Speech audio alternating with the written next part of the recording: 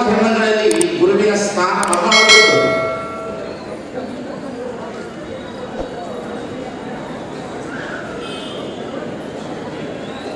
ಗುರು ಅನ್ನತಕ್ಕಂತಹ ಶಬ್ದವೇ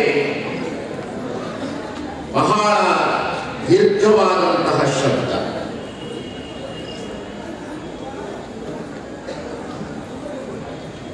ಜಗತ್ತಿನಲ್ಲಿ ಯಾವ ಪ್ರಾಣಿಗಳಿಗೂ ಗುರುಗಳಿಲ್ಲ. ಯಾವ ಪ್ರಾಣಿಗಳಿಗೂ ಗುರುಗಳಿಲ್ಲ. ಮನುಷ್ಯ ಸಮಾಜಕ್ಕೆ ಮಾತ್ರ ಗುರುಗಳಿದ್ದಾರೆ.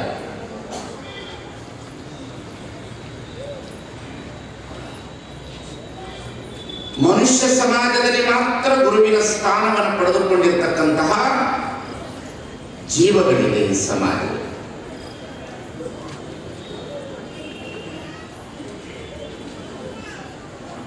ನಾನೊಂದು ಮೊದಲನೆಯ ವಚನವನ್ನೇ ಹೇಳಿದೆ. ಸುರತರು ವೃಕ್ಷದೊಳಗಲ್ಲ, ಸುರದೇನು ಪಶುವಿನೊಳಗಲ್ಲ. ಪರುಷ ಪಾಷಾಣದೊಳಗಲ್ಲ, ಶಿಷ್ಯನ ಭಾವಕ್ಕೆ ಗುರು ನರನಲ್ಲ.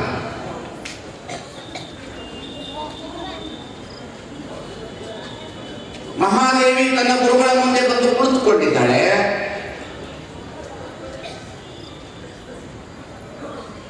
ಗುರುಗಳಿಗೆ ತಾನು ಬರೆದಿರುವ ವಚನವನ್ನ ಎದುರಿಗೆ ಇಟ್ಟಿದ್ದಾಳೆ. ಕಾರಣ, ಗುರು ತಾಯಿಯ ಸ್ವರೂಪವನ್ನು ಪಡೆದುಕೊಂಡಿರಬೇಕು. ತಾಯಿಯ ಸ್ವರೂಪವನ್ನು ಪಡೆದುಕೊಂಡಂತಹ ಭಾವನಾ ಜೀವಕ್ಕೆ ಗುರು ಅಂತ ಹೇಳ್ತಾರೆ.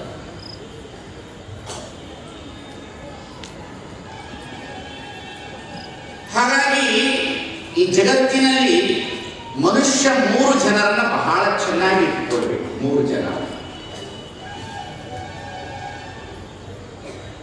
ಒಬ್ಬ ಮನುಷ್ಯ ಪರಿಪೂರ್ಣವಾದಂತ ಮನುಷ್ಯ ಆಗಬೇಕು ಅಂತಂದ್ರೆ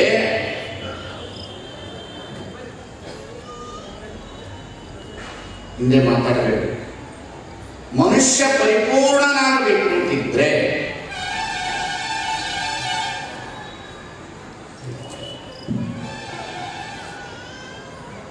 ಮನುಷ್ಯ ಪರಿಪೂರ್ಣವಾದಂತ ವ್ಯಕ್ತಿ ಆಗಬೇಕು ಅಂತಿದ್ರೆ 3 ಜನರನ್ನು ಚೆನ್ನಾಗಿ ಇಟ್ಕೊಳ್ಬೇಕು. ಒಬ್ಬ ಮನುಷ್ಯ ಮೊದಲನೆಯ ಗುರು ತಾಯಿ, ಎರಡನೆಯ ಗುರು ಪ್ರಾಥಮಿಕ ಶಾಲಾ ಶಿಕ್ಷಕ, ಮೂರನೆಯ ಗುರು ಆಧ್ಯಾತ್ಮದ ಗುರು. ಇವರು 3ರನ್ನ ಬಹಳ ಚೆನ್ನಾಗಿ ಒಬ್ಬ ಮನುಷ್ಯ ಇಟ್ಕೊಳ್ಬೇಕು, ಪರಿಪೂರ್ಣತೆಯನ್ನು ಹೊಂದಬೇಕಾದ.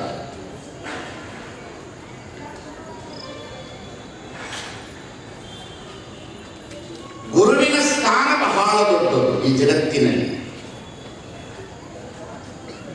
ಎಲ್ಲವೂ ದೊರೆಯುತ್ತದೆ, ಆದರೆ ಆಧ್ಯಾತ್ಮದ ಗುರು ಸಿಗುವುದು ಬಹಳ ಕಷ್ಟ, ದುರ್ಲಭ. ಶಿಷ್ಯನ ಭಾವಕ್ಕೆ ಗುರು ನರನಲ್ಲ. ಎಷ್ಟು ಒಳ್ಳೆಯ ಸಾಲನ್ನು ಬರೆದಿದ್ದಾರೆ. ಯಡಿಯೂರು ಸಿದ್ದಲಿಂಗೇಶ್ವರರು ಬರೆದಿರ್ತಕ್ಕಂಥ ಸಾಲು.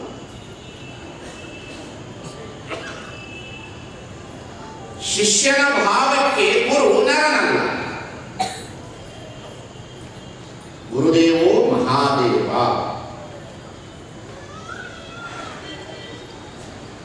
ಮೈಲಾರ ಬಸವಲಿಂಗ ಶರಣರು ತನ್ನ ಗುರುವಿನ ಬಗ್ಗೆ ಬರೆಯುವಾಗ ಶ್ರೀ ಗುರುವೆ ಸತ್ರಿಯೇ ಆದರವೇ ಸುಜ್ಞಾನವೇ ಸಾಗರವೇ ಎನ್ನ ಮತಿಗೆ ಮಂಗಳವನಿತ್ತು ರಾಗದಿನ್ ಬೇಗ ಕೃಪೆಯಾಗು ಗುರುವೆ. ನಾನು ಹೇಳಿದೆ, ಒಬ್ಬ ಮನುಷ್ಯ ಪರಿಪೂರ್ಣನಾಗಬೇಕಾದ್ರೆ 3 ಜನ ಗುರುಗಳನ್ನು ಚೆನ್ನಾಗಿ ಇಟ್ಕೊಳ್ಬೇಕು. 3 ಜನ ಗುರುಗಳು ಅಷ್ಟೇ ಪ್ರಾಮಾಣಿಕವಾಗಿ. ಮೊದಲನೆಯ ಗುರು ಯಾರು ಅಂದ್ರೆ ನಮಗೆ ತಾಯಿ. ತಾಯಿಯೇ ಮೊದಲ ಗುರು, ಮನೆಯೇ ಮೊದಲ ಪಾಠಶಾಲೆ. ಯಾರು ತಾಯಿಯನ್ನು ಮರ್ತಿದ್ದಾರೆ ಅವರು ಮನುಷ್ಯರಲ್ಲ.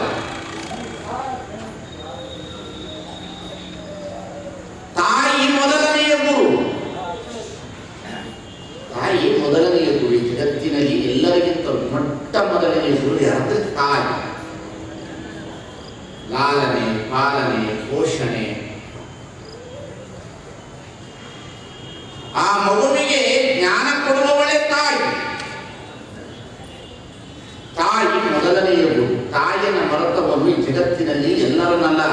ದೇವರಿಗೂ ಮೋಸ ಮಾಡ್ತಾನೆ. ತಾಯಿಗೆ ಮೋಸ ಮಾಡೋನು ದೇವ್ರಿಗೆ ಮೋಸ ಮಾಡೋದು.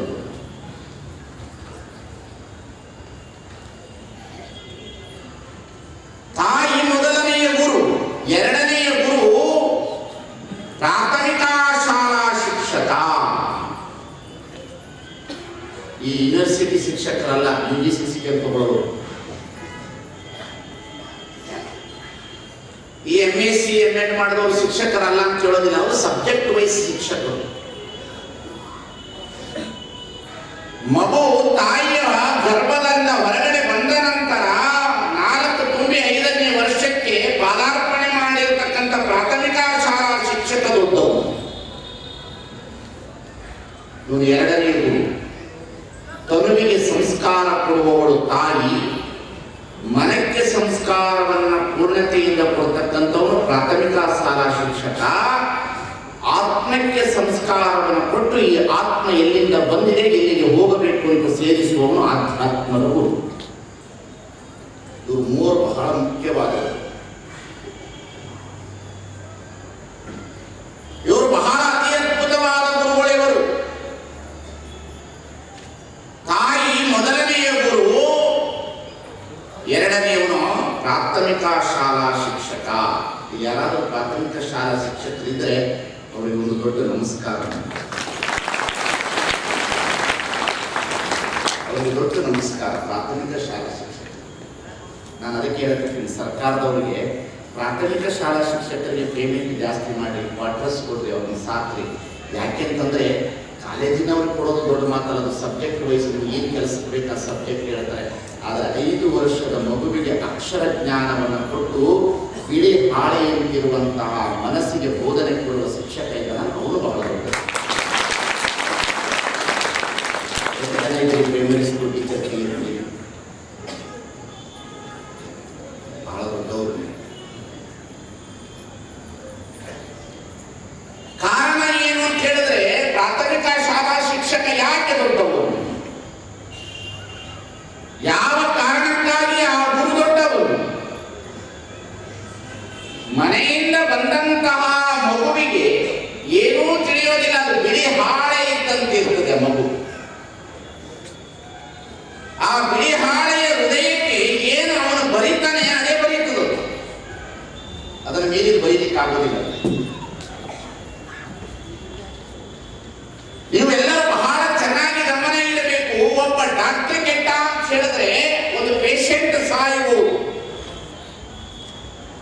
ಒಬ್ಬ ಇಂಜಿನಿಯರ್ ಹಾಳಾಗಿದ್ದಾನೆ ಅಂತಂದ್ರೆ ಒಂದು ಬಿಲ್ಡಿಂಗ್ ಹಾಳಾಗುವುದು. ಒಬ್ಬ ರಾಜಕಾರಣಿ ಹಾಳಾಗಿದ್ದಾನೆ ಅಂತಂದ್ರೆ 5 ವರ್ಷದ ರಾಜಕಾರಣ ಹಾಳಾಗಬಹುದು. ಒಬ್ಬ ಸ್ವಾಮೀಜಿ ಕೆಟ್ಟ ಇದ್ದಾನೆ ಅಂತ ಹೇಳಿದ್ರೆ ಒಂದು ಮಠದೊಳಗಡೆ ಇನ್ನೊಬ್ಬ ಸ್ವಾಮೀಜಿ ಬಂದ ಮೇಲೆ ಆ ಮಠ ಬೆಳಿಬಹುದು. ಆದರೆ ಒಬ್ಬ ಪ್ರಾಥಮಿಕ ಶಾಲಾ ಶಿಕ್ಷಕನ ಮನಸ್ಸು ಭಾವನೆಗಳು ಕೆಟ್ಟೋದ್ರೆ ಒಂದು ಜನರೇಷನ್ ಗ್ಯಾಪ್ ಕೆಟ್ಟು ಹೋಗ್ತದೆ ಅನ್ನತಕ್ಕಂಥದ್ದನ್ನು ಬಹಳ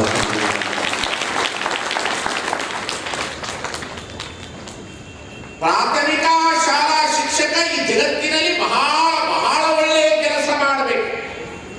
ಅವನಿಗೆ ಜವಾಬ್ದಾರಿ ಬಹಳ ಇದೆ. ನಾನು ಬಹಳ ಓದಿಲ್ಲ, ನೀವು ತಿಳ್ಕೊಂಡಿರ್ಬೋದು. Swamiji MA ಓದಿದಾರೇನೋ, MA ಓದಿದಾರೇನೋ, BA ಓದಿದ್ರೇನೋ, BSc ಓದಿದ್ರೆ ಏನು ಓದಿಲ್ಲ. ನಾನು SSLC ಪಾಸ್ ಆಗಿದ್ದೀನಿ ಸ್ವಾಮೀಜಿ.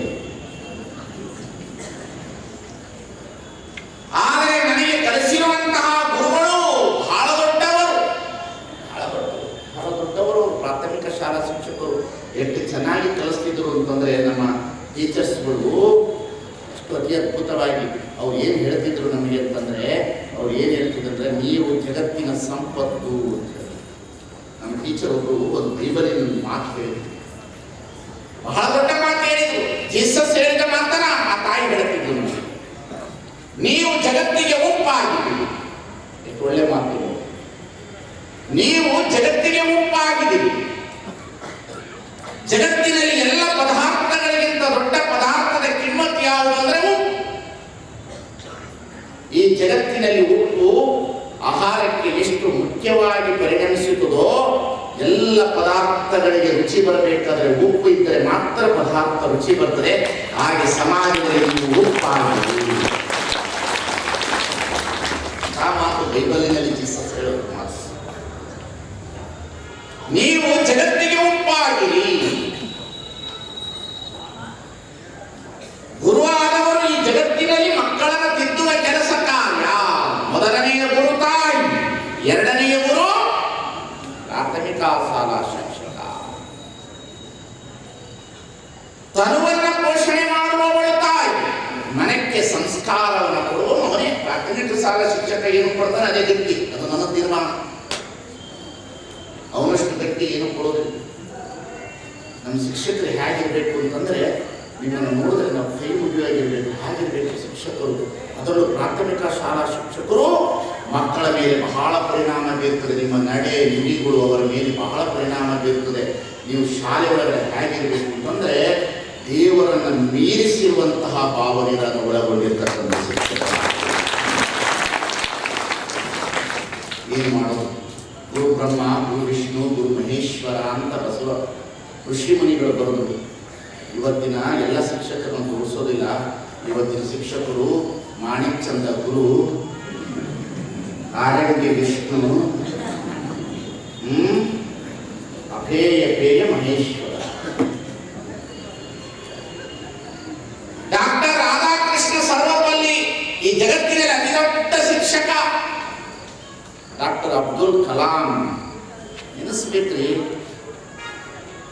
ಜಗತ್ತಿನಲ್ಲಿ ನಾವು ನೆನೆಸಬೇಕು. ನಿಮ್ಮ ಮಕ್ಕಳಿಗೆ ಗುರುಗಳ ಹತ್ರ ಏನು ಅಂತ ಕಲಿಸ್ಬೇಕು. ನೀವೆಲ್ಲರೂ ಪ್ರತಿಯೊಬ್ಬರು ಗಮನ ಇಡಬೇಕಾಗಿರ್ತಕ್ಕಂಥ ಮಾತುಗಳು. ಡಾಕ್ಟರ್ ಅಬ್ದುಲ್ ಕಲಾಂ, ಡಾಕ್ಟರ್ ಸರ್ವಪಲ್ಲಿ ರಾಧಾಕೃಷ್ಣನವರು, DVG ಅವರು SSLC ಫೇಲ್. DVG ಅವರು SSLC ಫೇಲ್. ನಾಯಿ ಬಂದಿದೆ, ಅದರ ಪಾಠದ ಪ್ರವಚನ ಕೇಳತ್ತ ಬಂದರು. ಏನ ಹಿಂದಿನ ಜನ್ಮದಲ್ಲಿ ನಾನೇನಾದ್ರೂ ಸಾಲಗಾರ ಇರಬೇಕು ಬಂದರು. ನೀವ್ಯಾಕೆ ಅದನ್ನು ಅಷ್ಟು ಏನು ಮಾಡ್ತದ? ಬಾಲ ಆಡಿಸ್ತದ, ಬಾಳ ಅಂದ್ರೆ ಖರ್ಚುತ್ತದ. ಅದು ಬಂದ್ರೆ ನಮಗೆ ನಿರ್ಧಾರ ಮಾಡ್ಕೊಳ್ತೀವಿ. ಬಾಳ ಅಂದ್ರೆ ಬಗಳ್ತದ, ಖರ್ಚುತ್ತದ, ಅಷ್ಟೇ ನಿರ್ಧಾರ ಮಾಡ್ಬೋದು. ರಾತ್ರಿ 12 ಗಂಟೆಗೆ. ಆದ್ರೆ 12 ಗಂಟೆಗೆ ರಾತ್ರಿ ನೀವು ಆ ಕಡೆ ಬರ್ತಿದ್ರೆ ನಮಗೆ ನಿರ್ಧಾರ ಮಾಡೋಣ.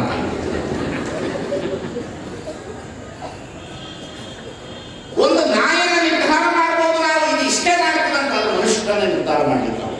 ಕೃತಜ್ಞತಾಹೀನ ಪ್ರಾಣಿ.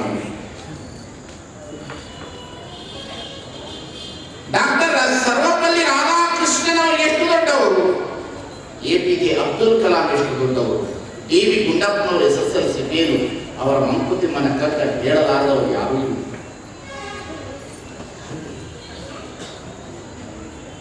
ಹಾಗಾಗಿ ನಾನು ನಿಮ್ಮಲ್ಲಿ ಏನು ವಿನಂತಿಸ್ಕೊಳ್ತೀನಿ ಅಂತಂದ್ರೆ, ಶಿಕ್ಷಕರಾದವರು ಓದಬೇಕು, ಪ್ರತಿದಿನ ಓದಬೇಕು, ಪ್ರತಿದಿನ ಓದಬೇಕು. ಓದುವುದು ಸದ್ಗುಣಕ್ಕಲ್ಲದೆ ಕಿವಿಯ ಮೂಡುವುದಕ್ಕೆ. ನಿನ್ನ ಮೊದಲನೆಯ ಗುರು ತಾಯಿ, ಎರಡನೆಯ ಗುರು ಶಿಕ್ಷಕ, ಮೂರನೆಯ ಗುರು ಆಧ್ಯಾತ್ಮದ ಗುರು. ಬಹಳ ದೊಡ್ಡ ಸ್ಥಾನ ಇದೆ. ಆಧ್ಯಾತ್ಮದ ಗುರು ಸ್ಥಾನ ಇದೆಯಲ್ಲ, ಬಹಳ ದೊಡ್ಡ ಸ್ಥಾನ. ಗುರುಗಳಲ್ಲಿ ನಾನಾ ಪ್ರಕಾರದ ಗುರುಗಳು.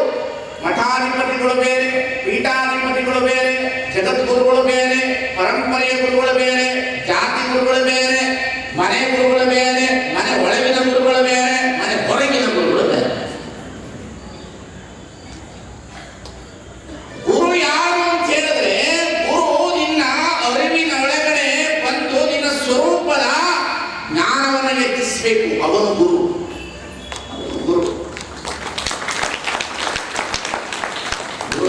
ಕಾವಿ ಬಟ್ಟೆ ಹಾಕಿದವರು ಗುರುಗಳಲ್ಲ.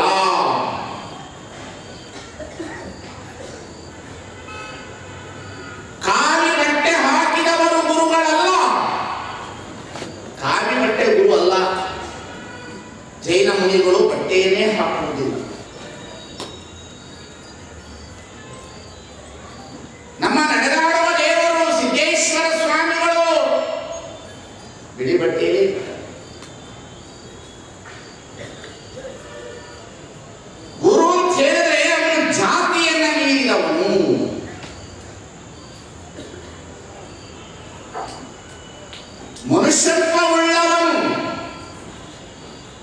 ಗುರು. ನಿಜಗುಣ ಶಿವಯೋಗಿಗಳು ಹೇಳ್ತಾರೆ, ಗುರುವಿನಲ್ಲಿ ಕ್ವಾಲಿಟಿ ಏನಿರಬೇಕು ಅಂದ್ರೆ ಕರುಣೆ, ಸತ್ಕಲೆ, ಶಾಸ್ತ್ರ ಪರಿಣತೆ, ಸುಮಕುತ್ವ, ಸುಗುಣ, ಸುಜ್ಞಾನ, ನಿರಾಸೆ, ಸೌಂದರ್ಯತ್ವ. ಇದು ಗುರುವಿನ ಕ್ವಾಲಿಟಿ. ಗುರು ಅಂದ್ರೆ ಹಿಂಗೆ ನೀವು ಐಡೆಂಟಿಫಿಕೇಶನ್ ಮಾಡಬೇಕು. ಗುರು ಅಂದ್ರೆ ಜಾತಿ ಅಲ್ಲ. ಗುರು ಅಂದ್ರೆ ದೊಡ್ಡ ಕಾಲಲ್ಲಿ ಬಂದಿರೋದವನಲ್ಲ. ಗುರು ಅಂದ್ರೆ ಏನ್ ನೋಡ್ಬೇಕು, ಏನು ಕಲ್ಲರಿದ್ದ ನೀನ್ ದೊಡ್ಡ ಮಾತು ಪೇರೆಂಟ್ ಅವ್ರು ಹೆಚ್ಚಿಕೊಂಡ್ರೆ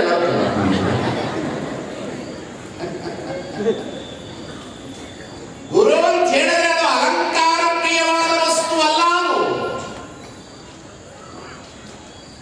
ಅದು ಜಾತಿ ಅಲ್ಲ, ಅದು ಅಂತರಂಗದ ಕತ್ತಲೆಯನ್ನು ಕಳೆಯುವ ಸೂರ್ಯ. ಗುರು ಅಂತ ಹೇಳಿದ್ರೆ ಅದು ಅಂತರಂಗದ ಕತ್ತಲೆಯನ್ನು ಕಳೆಯುವ ಸೂರ್ಯ, ಬಸವ ಭಾಸ್ಕರ.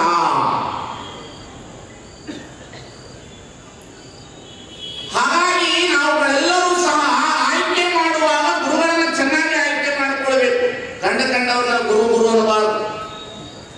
ತಿಳಿದಿಲ್ಲ, ಮಾರ್ಕೆಟ್ನಾಗ ಒಂದು ಕೆಜಿ ಬದನೆಕಾಯಿ ತಗೋಬೇಕಾದ್ರೆ ನಮ್ಮ ಹೆಣ್ಮಕ್ಳು 10 ಕಡೆ ತಿರುಗಾಡ್ತಾರೆ. ಬರೀ 30 ರೂಪಾಯಿ ಬದನೆಕಾಯಿ ತಗೋ. ಒಂದು 30 ರೂಪಾಯಿ ಬದನೆಕಾಯಿ ತಗೊಳ್ಬೇಕಾದ್ರೆ ಮಾರ್ಕೆಟ್ನಲ್ಲಿ 10 ಸಲ ತಿರುಗಾಡ್ತೀರಿ. ಹಾಗೆ ಅಂತರಂಗದ ಗುರುವನ್ನ ಆಯ್ಕೆ ಮಾಡ್ಕೊಳ್ಬೇಕಾದ್ರೆ ಬಹಳ ದಿನ ಕಾಯ್ಬೇಕು. ಸುಮ್ಮನೆ ಸಿಕ್ತಂತ ಅಂತಲ್ಲ. ಗುರು ಎಲ್ಲರಿಗೂ ಸಿಗೋದಿಲ್ಲ. ಗುರುವಿನ ಸ್ಥಾನವೇ ಬೇರೆ. ಅದು ಜ್ಞಾನದ ಬಲದಿಂದ ಅಜ್ಞಾನದ ಕೇಳು ನೋಡಯ್ಯ, ಜ್ಯೋತಿಯ ಬಲದಿಂದ ಕಮಂಡದ ಕೇಳು ನೋಡಯ್ಯ, ಸತ್ಯದ ಬಲದಿಂದ ಅಸತ್ಯದ ಕೇಳು ನೋಡಯ್ಯ, ಪರುಷದ ಬಲದಿಂದ ಅವಲೋಹದ ಕೇಳು ನೋಡಯ್ಯ, ಕೂಡಲ ಸಂಗನ ಶರಣರ ಅನುಭಾವದಿಂದ ಎನ್ನ ಮನದ ಕೇಳು ನೋಡಯ್ಯ. ಗುರು ಮನದ ಕೇಡ ತೆಗಿಬೇಕಮ್ಮ. ಗುರು ಮನ ಕೇಡ ಬಯಸೋನಲ್ಲ. ಗುರು ಜಾತಿ ವ್ಯವಸ್ಥೆಯಿಂದ ಗುರುತ್ವ ಬರುವುದಿಲ್ಲ, ಸಾಧ್ಯವೇ ಇಲ್ಲ. ನೆಟ್ಟನೆ ಮನುಜರೆಲ್ಲರೂ ಶೋಭಕ್ತರಾದರೆ ಒಗಕ್ಕೆ ಬಳ್ಳಿ ನಿಲ್ಲಿಸುವುದು.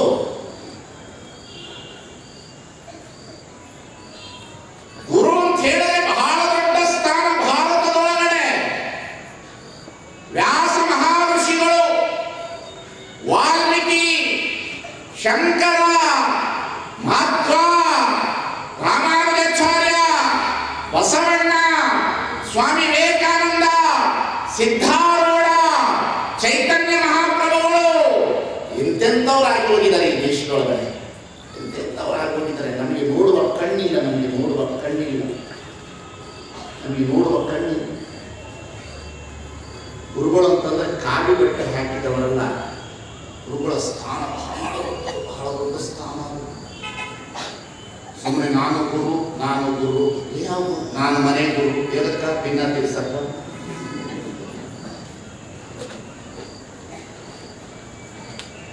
ಗುರು ಹಾಗೆ ಬರೋದಿಲ್ಲ. ಗುರು ಒಂದು ಸಲ ಶಿಷ್ಯನನ್ನ ನೋಡಿದ್ರೆ ಅವನ ಕರ್ಮ ಹರಿವೆ. ಅವರು ಗುರು ಆ ಶಕ್ತಿ ಪಡೆದುಕೊಳ್ಳಬೇಕು. ಗುರು ತನು ನೋಡಲು ನರರೂಪನಾಗಿದ್ದರೆ ಭಾವಿಸಲು ಹರರೂಪನಾಗಿರುತ್ತದೆ. ಅದು ಗುರುವಿನದು. ನುಡಿದರೆ ಲಿಂಗ ಮೆಚ್ಚಿ ಅಹುರಹುದೆಂತಿರಬೇಕು. ಮಾತೆಂಬುದು ಜ್ಯೋತಿರ್ಲಿಂಗಮೂಲ. ಗುರುವಿನಲ್ಲಿ ಕಣ್ಣು ಶಿವಲಿಂಗವಾಗಿರಬೇಕು, ಕಿವಿ ಪ್ರಸಾದಲಿಂಗವಾಗಿರಬೇಕು, ಮೂಗು ಆಚಾರಲಿಂಗವಾಗಿರಬೇಕು, ನಾಲಿಗೆ ಗುರುಲಿಂಗವಾಗಿರಬೇಕು, ಚರ್ಮ ಜಂಗಮಲಿಂಗವಾಗಿರಬೇಕು, ಮನಸ್ಸು ಮಹಾಲಿಂಗವಾಗಿರಬೇಕು. ಅಂಗಲಿಂಗಕ್ಕೆ ಕೂಡ ಆಯಿತು, ಲಿಂಗ ಅಂಗಕ್ಕೆ ಕೂಡ ಆಯಿತು. ಹರ ಪೂಜೆ ಗುರು ಸೇವೆ ವರ ಪುಣ್ಯವಿಲ್ಲದೆ ಹರಿಗೆ ಸುಖ ಭೋಗ ದೊರಕುವುದುಂಟೆ ಆತ್ಮ. ಗುರು ಹುಡುಕ್ಬೇಕಾದ್ರೆ ಬಹಳ ಚಲೋ ಗುರುಗಳು ಹುಡುಕ್ಬೇಕ್ರಿ.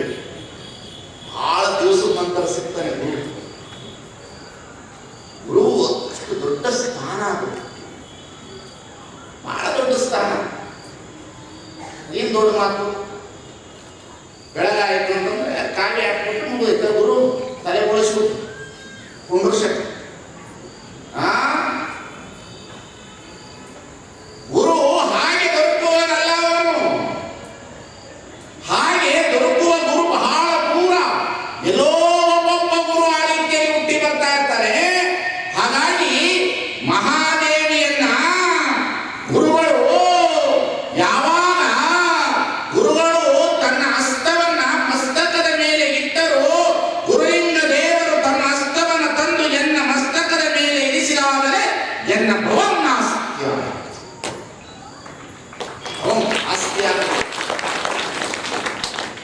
ಗುರು ಇಷ್ಟು ದೊಡ್ಡ ಸ್ಥಾನ. ಮನೆ ಗುರುಗಳು ಬೇರೆ, ಪಿನ್ನ ತೀರ್ಸೋ ಗುರುಗಳು ಬೇರೆ, ಮದುವೆ ಮಾಡಿಸೋ ಗುರುಗಳು ಬೇರೆ, ಇವರೆಲ್ಲ ಕ್ರಿಯಾ ಗುರುಗಳು. ಮನೆ ಒಳಗಡೆ ಕೆಲಸಕ್ಕಾಗಿದ್ದ ಗುರುಗಳು. ಈ ಮಧ್ಯಲೋಕಕ್ಕೆ ನೀನು ಬಂದ ನಂತರ ಮರಣ ಈ ಜನನಕ್ಕೆ ಬರಬಾರದು ಅಂತ ಹೇಳ್ತಕ್ಕಂತಹ ಆತ್ಮಕ್ಕೆ ಬೋಧನೆ ಕೊಡುವ ಗುರು ಬರಬೇಕು.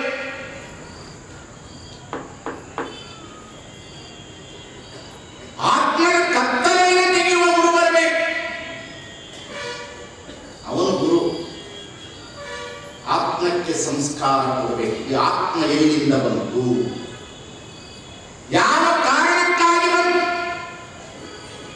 ಯಾವ ಉದ್ದೇಶಕ್ಕಾಗಿ ಈ ದೇಹದೊಳಗಡೆ ಆತ್ಮ ಹೊತ್ತುಕೊಂಡು ಬಂದಿದೆ, ಇದು ಗಮನಿಸಬೇಕು. ನೋಡಿ, ತಂದೆ ತಾಯಿಯಿಂದ ಬರ್ತಕ್ಕಂಥದ್ದು ರೂಪ, ತಂದೆ ತಾಯಿಯಿಂದ ಬರ್ತಕ್ಕಂಥದ್ದು ಅನುವಂಶೀಯ ರೋಗ. ಆದರೆ ಆತ್ಮ ಬಹಳ ಪುರಾತನವಾಗಿ ಈ ದೇಹದೊಳಗಡೆ ಒಂದೊಂದು ಆತ್ಮಗಳು ಬಂದು ಸೇರ್ಕೊಂಡಿರ್ತದೆ. ನೀವುಗಳೆಲ್ಲರೂ first door second door open ಮಾಡಿದಿರಿ. ತನುವಿನ ಸುಖಕ್ಕಾಗಿ ಬದುಕಿದಿರಿ, ಮನದ ಸುಖಕ್ಕಾಗಿ ದುಡಿತಾ ಇದ್ದೀರಿ. ಆತ್ಮದ ಸುಖವನ್ನು ನೀವು ಯಾರು ಅನುಭವಿಸಿಲ್ಲ. ತನುವಿನ ಸುಖಕ್ಕಾಗಿ ದೇಹ, ಮನದ ಸುಖಕ್ಕಾಗಿ ದುಡಿಮೆ. ಆತ್ಮದ ಡೋರ್ ಮುಚ್ಚೋಗ್ಬಿಟ್ಟಿದೆ. ಎಲ್ಲರೂ ಯಾರು ಓಪನ್ ಆಗಿದೆ. ಈ ದೇಹದೊಳಗೆ ಅನಂತ ಲೋಕ, ಶಿವಲೋಕ ಶಿವಾಚಾರವಯ್ಯ, ಶಿವನ ಭಕ್ತನ ಅಂಗಣವೇ ವಾರಣಾಸಿ, ಕಾಯವೇ ಕೈಲಾಸ. ಇದು ಸತ್ಯ ಕೂಡರ ಸಂಗಮ ದೇವ. ನಾವುಗಳು ನೀವೆಲ್ಲರೂ ಕೂತಿದ್ದೀರಲ್ಲ, ನೀವು ಮನುಷ್ಯರಾಗೋದಲ್ಲ, ನೀವೆಲ್ಲರೂ ಅರಿವಿನ ಪ್ರಜ್ಞೆಯ ಗುರುಗಳಾಗೋದು. ಸ್ವಲ್ಪ ಕೆಲಸ ಮಾಡಬೇಕು. ತನು ಬಹಳ ದಿವಸದಲ್ಲ, ಅದು ತಂದೆ ತಾಯಿಯ ರೂಪವನ್ನು ಹೊತ್ತುಕೊಂಡು ಬರ್ತದೆ. ಆತ್ಮ ಬಹಳ ಪುರಾತನವಾದ, ಬಹಳ ಪುರಾತನವಾದ. ನೋಡಿ, ಆತ್ಮ ಎಷ್ಟು ಪುರಾತನವಾದದ್ದು ಅನ್ನೋದಕ್ಕೆ ನೀವು ನೋಡ್ತಾ ಹೋದರೆ ಬಹಳ ದೊಡ್ಡ ಸರ್ಕಲ್ ಐತಿ. ಒಂದಲ್ಲ, ಎರಡಲ್ಲ, ಮೂರಲ್ಲ, ನಾಲ್ಕಲ್ಲ, 84 ಲಕ್ಷ ಯೋನಿ ಒಳಗೆ ಬಂದೆ ಬಂದೆ ಬಂದೆ ಬಂದೆ ಬಂದೆ ಬಾರದ ಭವನಗಳ ಮುಂದೆ ಉಂಡೆ ಉಂಡೆ ಉಂಡೆ ಹಿಂದನ ಜನ್ಮವೇನಾದರಾಗಲಿ ಮುಂದೆ ನೀ ಗಮನಿಸೋ. ಹೀಗೆ ಹುಟ್ಟಿ ಹೀಗೆ ಹೋಗೋದಕ್ಕೆ ಬಂದಿಲ್ಲ ನೀವೆಲ್ಲ. ನೀವು ಎಲ್ಲಿ ಏನು ಕಂಡಿದ್ದೀರಿ ಪಾಪ?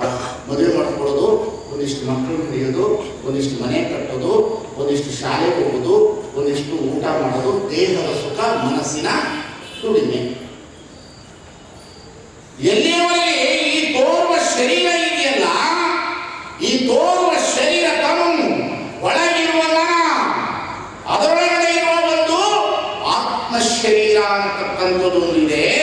ಆ ಆತ್ಮ ಶರೀರಕ್ಕೆ ಇನ್ನರ್ ಕಾನ್ಸಿಯಸ್ ನಾಲೆಡ್ಜ್, ಅಂತರಂಗದ ತರಂಗದ ಧ್ವನಿಯ ಜ್ಞಾನವನ್ನ ಕೊಡುವ ಗುರುವಿನ ಹತ್ರ ಹೋಗಬೇಕು. ಇನ್ನರ್ ಕಾನ್ಸಿಯಸ್ ನಾಲೆಡ್ಜ್, ಅಂತರಂಗದ ತರಂಗದ ಧ್ವನಿ, ಅದನ್ನು ಟಚ್ ಮಾಡಬೇಕಾದ್ರೆ ಬಹಳ. ಥರ್ಡ್ ಡೋರ್ ಅದು, ಆಮೇಲೆ ಫೋರ್ತ್ ಡೋರ್, ಆಮೇಲೆ ಫಿಫ್ತ್ ಸೆನ್ಸ್, ಆಮೇಲೆ ಸಿಕ್ಸ್ತ್ ಸೆವೆನ್, ಆಮೇಲೆ 7 ಸೆವೆನ್ಸ್. ಬಹಳ ಅದರಿ ಅಧ್ಯಾತ್ಮ. ಇಲ್ಲಿಗೆ ಮುಗಿದಿಲ್ಲ. ಅಧ್ಯಾತ್ಮ ಅಂದ್ರೆ ಕೌಡೆ ಬೀಜ ಅಲ್ಲ ಅದು. ನಾನು ಗುರು, ನೀ ಶಿಷ್ಯ, ತಗೊಂಡ್ಬಿಡು, ಮುಗಿದು. ಏನು ತಗೊಳ್ಳೋದು? ಏನು ತಗೊಳ್ಳೋದು? ನಾನು ಗುರು, ನೀನು ಶಿಷ್ಯ. ಅದಕ್ಕೆ ಒಬ್ಬ ಶರಣೆ ಬರೀತಾರೆ, ಎನ್ನ ನರುವದೆ ನಿನ್ನ ನರುಸಿದರೆ ನೀ ನನಗೆ ಗುರುವಲ್ಲ, ನಾನು ನಿನಗೆ ಶಿಷ್ಯನ.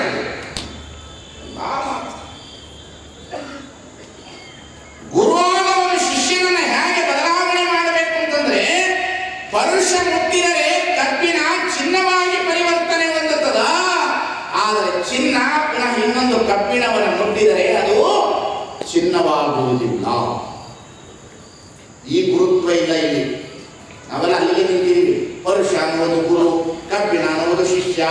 ಪರುಷ ಅನ್ನುವ ಗುರು ಕಬ್ಬಿಣ ಎನ್ನುವ ಶಿಷ್ಯನನ್ನು ಮುಟ್ಟಿದರೆ ಪರಿವರ್ತನೆ ಆಯಿತು. ಮುಂದೆ ಏನು?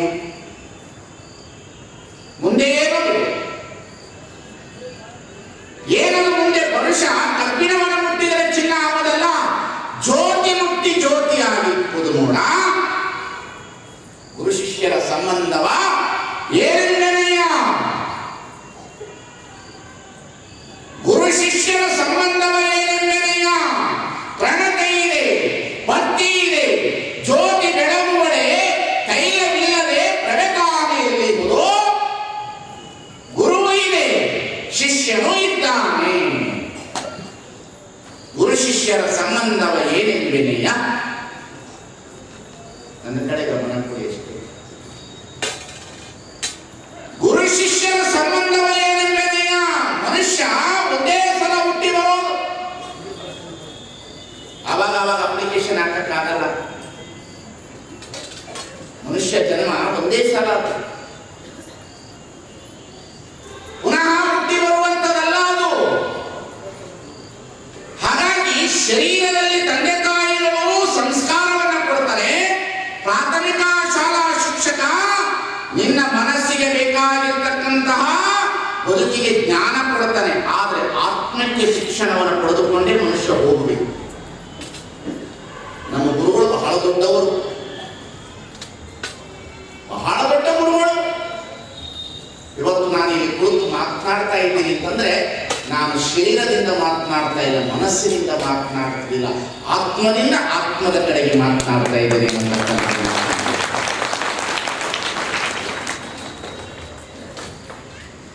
ಗುರುವಿನ ಕರುಣೆ ಬಹಳ ದೊಡ್ಡದು. ಗುರು ಎಂತವನು? ಶ್ರೀ ಗುರುವೇ ಸತ್ಕ್ರಿಯೆ, ಆಗರವೇ ಸುಜ್ಞಾನವೇ, ಸಾಗರವೇ ಎನ್ನ ಮತಿಗೆ ಮಂಗಳವನಿತ್ತು ರಾಗದಿ ಬೇಗ ಕೃಪೆಯಾಗುತ್ತುವೆ. ಆತ್ಮಕ್ಕೆ ಸಂಸ್ಕಾರ ತೆಗೆದುಕೊಳ್ಳೋದು, ದೇಹಕ್ಕೆ ನಂತರ ಬರ್ತದದು.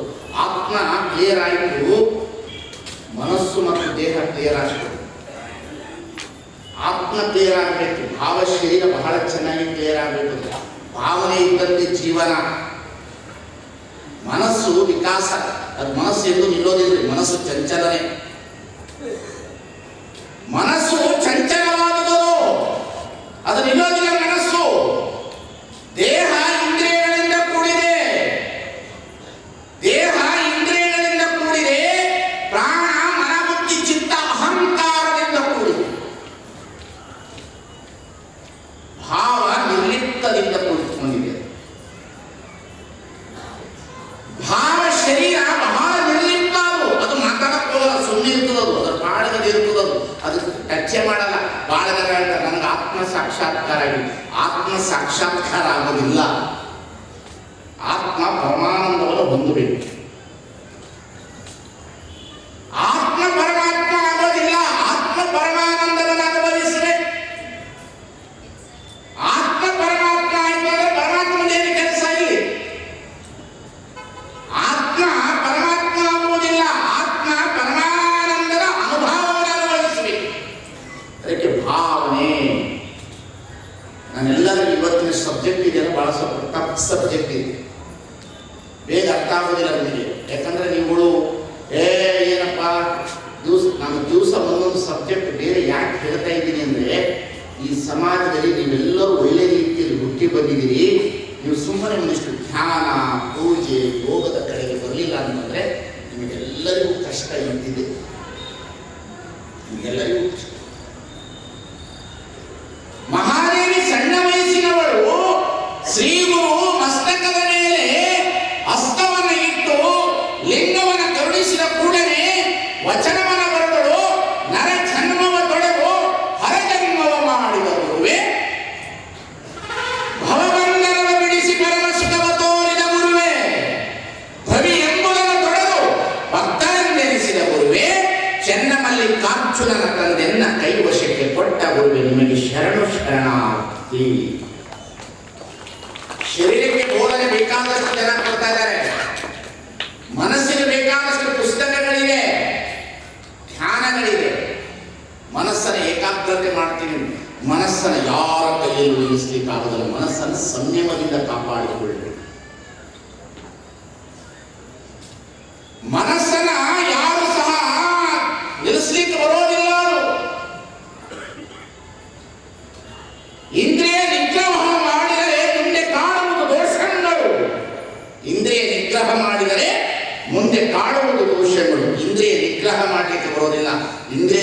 ಪ್ರಸಾದೀಕರಣ ಮಾಡಿಕೊಳ್ಳುವುದು. ಮನಸ್ಸು ಚಂಚಲವಾದರೆ ಅದು ನಿಲ್ಲೋದಿಲ್ಲ, ಅದು ಈಗ ಹರಿದಾಡುವುದೇ ಅದು. ಬಸವಣ್ಣನವರು ತಮ್ಮ ವಚನದಲ್ಲಿ ಬರೀತಾರೆ, ಮನಸ್ಸು ಎಂತದು, ಮನಸ್ಸು ಎಂತದು ಅನ್ನೋದಕ್ಕೆ ಅವರು ಬರೀತಾರೆ, ಅವಳ ವಚನವೆಲ್ಲದ. ಎಷ್ಟು ಸುಂದರ ಬರೆದ ಅವಳ ವಚನ ಬೆಲ್ಲದಂತೆ ಹೃದಯದಲ್ಲಿಪ್ಪುದು ನಂಜು ಕಂಡಯ್ಯ. ಕಂಗಳರೊಬ್ಬಳ ಕರೆವಳು ಮನದರೊಬ್ಬಳ ನೆನೆವಳು, ಕಂಗಳರೊಬ್ಬಳ ಕರೆವಳು ಮನದರೊಬ್ಬಳ ನೆನೆವಳು. ಮಾನಸದಳ್ಳಿಯ ನಂಬದಿರು ಕೂಡಲ ಸಂಗಮ ದೇವ. ಏನು ಬ್ಯೂಟಿಫುಲ್ ವಚನ ಇದೆ. ಮನಸ್ಸಿಗೆ ಒಳ್ಳೆಯ ಸಂಸ್ಕಾರ ತೆಗೆದುಕೊಳ್ಳಿ. ಮನಸ್ಸು ಚಂಚಲ ಆಗ್ತಿರುವಾಗ ಸ್ವಲ್ಪ ಬಿಗಿದುಕೊಳ್ಳಬೇಕು. ಸಿಗ್ಮ್ಯಾಟಿಕ್ ಪ್ರೈಡ್ ಅಂತ ಬಹಳ ಪಾಶ್ಚಾತ್ಯ ತತ್ವಜ್ಞಾನ ಬೇಕಾ. ಇದ್ದಂಗೆಗೋ ಅಳಿಮನ ಮತ್ತು ಘನಮನ ಅನ್ನತಕ್ಕಂಥ ಮನಸ್ಸಿನ ಮೇಲೆ ಬಹಳ ದೊಡ್ಡ ಸಾಧನೆ ಮಾಡಿರ್ತಾರೆ. ಬಹಳ ಜನ ಏನಂತಾರ, ನಾವು ಸನ್ಯಾಸಿಗಳಾಗಿರೋದು ಮನಸ್ಸನ್ನು ಗೆಲ್ಲುವುದು. ಹೌದು, ಮನಸ್ಸನ್ನು ಗೆಲ್ಲಲಿಕ್ಕೆ ಆಗೋದಿಲ್ಲ, ಮನಸ್ಸನ್ನು ಬಹಳ ಹಿಡಿತದಿಂದ ಇಟ್ಕೊಳ್ಬೇಕು. ಅದಕ್ಕಾಗಿ ಅಪ್ಪನವರು ಹೇಳ್ತಾರೆ, ಎನ್ನ ಮನ ಹತ್ತಿ ಹಣ್ಣು ನೋಡಯ್ಯ, ವಿಚಾರಿಸಿ ನೋಡಿದರೆ ಏನು ಉರುಳಿಲ್ಲವಯ್ಯ. ಮನಸ್ಸು ಬಹಳ ಕಳತನ ಮಾಡ್ತದ್ರಿ ಇದು. ನಿಜಗುಣಾನ ಸ್ವಾಮೀಜಿ ಇವೆಲ್ಲ ಅನ್ಬೋದು. ನಿಜಗುಣಾನ ಸ್ವಾಮೀಜಿ ಒಳ್ಳೆಯ ಸ್ವಾಮಿ. ಹೆಂಗೆ ಹೇಳ್ತೀವಿ, ಹೆಂಗೆ ಹೇಳ್ತೀವಿ, ಮನವರೆಯದ ಕಳ್ಳತನವಿಲ್ಲ. ಹೇಗೆ ಹೇಳ್ತೀರಿ ನೀವು? ಯಾವ ಮನುಷ್ಯ ಮನಸ್ಸಿಗೆ ಒಳ್ಳೆ ಬೋಧನೆ ತೆಗೆದುಕೊಳ್ಳುವುದಿಲ್ಲ. ಈಗ ನಾನು ಬೋಧನೆ ಕೊಡ್ತಾ ಇದ್ದೀನಲ್ಲ, ನಾನು ನಿಮ್ಮ ತನುವಿಗೆ ಬೋಧನೆ ಕೊಡ್ತಾ ಇಲ್ಲ, ನಿಮ್ಮ ಆತ್ಮಕ್ಕೂ ನಾನು ಬೋಧನೆ ಕೊಡ್ತಾ ಇಲ್ಲ, ನಿಮ್ಮ ಮನಸ್ಸಿಗಷ್ಟೇ ಬೋಧನೆ ಕೊಡ್ತಾ ಇದ್ದೀನಿ ನಾನು. ನಿಮ್ಮ ತನು ಬೋಧನೆ ಕೊಡಕ್ಕೆ ಬರ್ತದೇನಾ? ಎಲ್ಲಾದರೂ ನಿಮ್ಮ ತನುವಿಗೆ ಅಬ್ಬಾ ನಮ್ಗೆ ಹೇಳಕ್ಕೆ ಸ್ವಾಮಿ, ನಿಮ್ಮ ತನುವಿಗೆ ಹೇಳಕ್ಕೂ ಬರೋದಿಲ್ಲ, ನಿಮ್ಮ ಆತ್ಮಕ್ಕಂತೂ ಟಚ್ ಮಾಡೋಕ್ಕೆ ಆಗೋದಿಲ್ಲ. ಮನಸ್ಸಿಗಷ್ಟು ಬೋಧನೆ ಮಾಡ್ತೀನಿ ಅಷ್ಟೇ. ನಿಮಗೆ ನನ್ನ ಪ್ರವಚನ ನಿಮ್ಮ ಮನಸ್ಸನ್ನು ಒಂದಿಷ್ಟು ಅಲ್ಲಾಡ್ತಾ ಇರ್ತದಲ್ಲ, ಅಲ್ಲಾಡುವ ಮನಸ್ಸನ್ನು ನಿಲ್ಲಿಸುವಂಥ ಕೆಲಸ, ಕೆಟ್ಟ ಕೆಲಸ ಮಾಡುವ ಮನಸ್ಸಿಗೆ ಒಳ್ಳೆಯ ಕೆಲಸಕ್ಕೆ ಪ್ರೇರಣೆ ನೀಡುವುದು ಯಾವುದು? ಅದು ಪ್ರವಚನ ಅಂತಕ್ಕಂಥದ್ದು.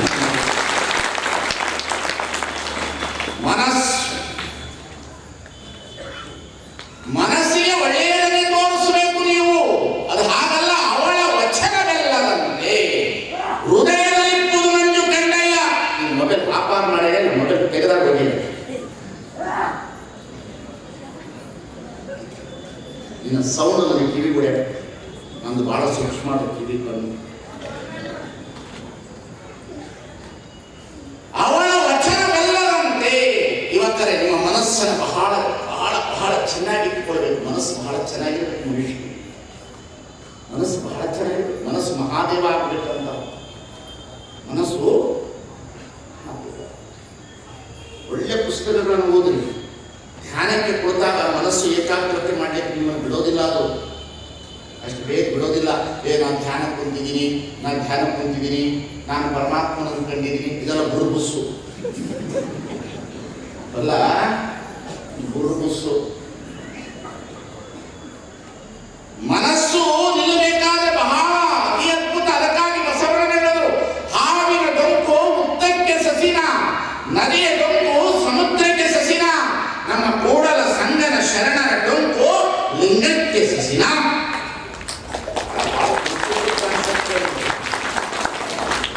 ಹಾವಿನ ಡೊಂಕು ಮುತ್ತಕ್ಕೆ ಸಸಿನ. ಹರಿದಾಡುವಂತಹ ಹಾವು ಎಲ್ಲಿ ನಿಲ್ತದ ಅಂತಂದ್ರ ಹುತ್ತದೊಳಗೆ ಹೋದಾಗ ನಿಲ್ತದೆ.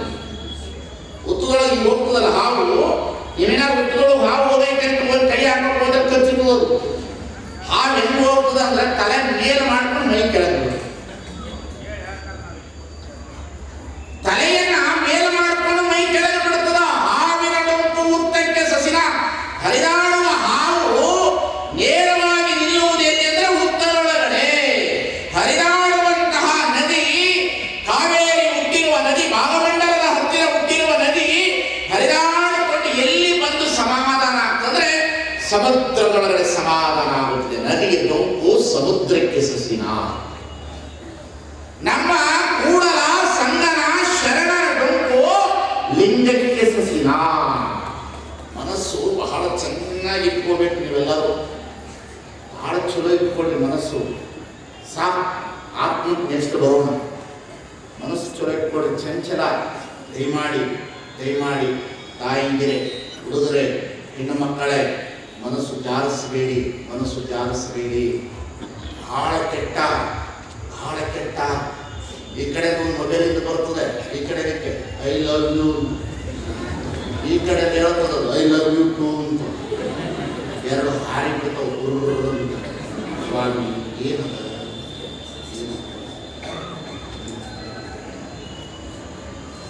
ನೀನು ವಿಚಾರ ಮಾಡಿ ನೋಡಬೇಕು. ಅದಕ್ಕಾಗಿ ಗುರುವಿನ ಹತ್ತಿರ ಯಾವತ್ತೂ ಇರಬೇಕು. ಮನುಷ್ಯನಾದವನು ಗುರುವಿನ ಬೋಧನೆಯನ್ನು ಕೇಳ್ತಾ ಇರಬೇಕು. ಒಳ್ಳೆಯದನ್ನು ನೋಡ್ತಾ ಇರಬೇಕು. ಒಳ್ಳೆಯದನ್ನು ಕೇಳ್ತಾ ಇರಬೇಕು. ಅದಕ್ಕಾಗಿ ಗೇಡದ ದಾಸಿಮೆಯ ಹತ್ತಿರ ಬಂದು ಕೇಳದಂತೆ, ನಿನಗೆ ಏನು ಬೇಕು ಅಂತ ಕೇಳಿದ್ರೆ ಗೇಡದ ದಾಸಿಮೆ ಹೇಳದಂತೆ, ಕರಿಯನಿತ್ತಡೆ ಒಲ್ಲೆ, ಸಿರಿಯನಿತ್ತಡೆ ಒಲ್ಲೆ, ಹಿರಿದಪ್ಪ ರಾಜ್ಯವನಿತ್ತಡೆ ಒಲ್ಲೆ, ನಿಮ್ಮ ಶರಣನ ಸೂರು ನುಡಿಯುವ ನರೆಗಳಿಗೆ ಇರ್ತದೆ, ನಿಮ್ಮನೆ ಇತ್ತೆ ಕಾಣ ರಾಮನಾಥ. ಇಷ್ಟು ಜನ ಮನಸ್ಸು ಕೊಟ್ಟು ಕೇಳ್ತಾ ಇದ್ದೀರ ಅಂದ್ರೆ ಭಾಗ್ಯವಾಡಿ ಇಷ್ಟು ಮನಸ್ಸು ಸ್ವಲ್ಪ ಲೆವೆಲ್ ಅದ ಅಂತ. ಇಲ್ಲ ನಿಮ್ಮನ್ನು ಕುಂಡಿಸೋದು ಕಷ್ಟ. ಒಂದೊಂದು ಮನಸ್ಸು ಒಂದೊಂದು ಆಟೋಮೊಬೈಲ್ ಇರ್ತದೇನದು? ನಿಲ್ಲುವಂಥದ್ದಲ್ಲ ಅದು. ಕಂಗಳೊಬ್ಬಳ ಕರೆಗಳು, ಮನದಲ್ಲೊಬ್ಬಳ ನೆನೆಗಳು.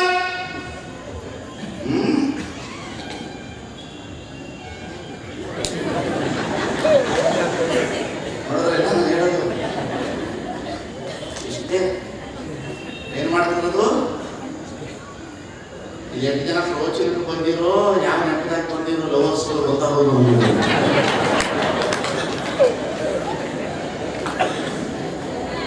ನೀನು ಆ ಕಡೆಯಿಂದ ಬಾ, ನಾನು ಎಲ್ಲಿ ಹೋಗಿದ್ದೆ ಅಂತ ಕೇಳಿದ್ರ ಅಪ್ಪ ಅವ್ರು ಪ್ರೋಚನಕ್ಕೆ ಹೋಗಿದ್ದೀನಿ ಹೇಳಬಾ. ಕಂಗಳೊಬ್ಬಳ ಕರೆವಳು, ಮನದಲ್ಲೊಬ್ಬಳ ನೆನೆವಳು, ಮಾನಸಗಳ್ಳಿಯ ನಂಬದು. ಈ ಜಗತ್ತಿನಲ್ಲಿ ಯಾವುದಾದ್ರು ಕಳ್ಳತನ ಮಾಡ್ತಿದ್ರೆ ಮನಸ್ಸೇ ಕಳ್ಳತನ ಮಾಡ್ತಿದ್ರು. ಸುಮ್ಮನೆ ಈ ಪಂಚಜ್ಞಾನೇಂದ್ರಿಯಗಳು ಕಣ್ಣು ನೋಡಬಾರದನ್ನು ನೋಡುತ್ತದೆ, ಕಿವಿ ಕೇಳಬಾರದನ್ನು ಕೇಳುತ್ತದೆ, ನಾಲಿಗೆ ಊಟ ಮಾಡದನ್ನು ಊಟ ಮಾಡುತ್ತದೆ, ಕೈ ಮುಟ್ಟಬಾರದನ್ನು ಮುಟ್ಟುತ್ತದೆ, ಕಾಲು ಹೋಗಬಾರದ ಜಾಗಕ್ಕೆ ಹೋಗುತ್ತದೆ. ಕುಳಿತ ಜಾಗದಲ್ಲಿ ಮನಸ್ಸು ಮಾಡುವಷ್ಟು ಕೆಟ್ಟ ಕೆಲಸ ಈ ಜಗತ್ತಿನಲ್ಲಿ ಯಾವುದೂ ಮಾಡುವುದು. ಅದಕ್ಕೆ ಬಸವಣ್ಣ ಮತ್ತೊಂದು ಕೇಳದಂತೆ ಕಿವುಡನ ಮಾಡಬೇಕು. ಮನುಷ್ಯನ ಮನಸ್ಸು ಬಹಳ ಕೆಟ್ಟದದು.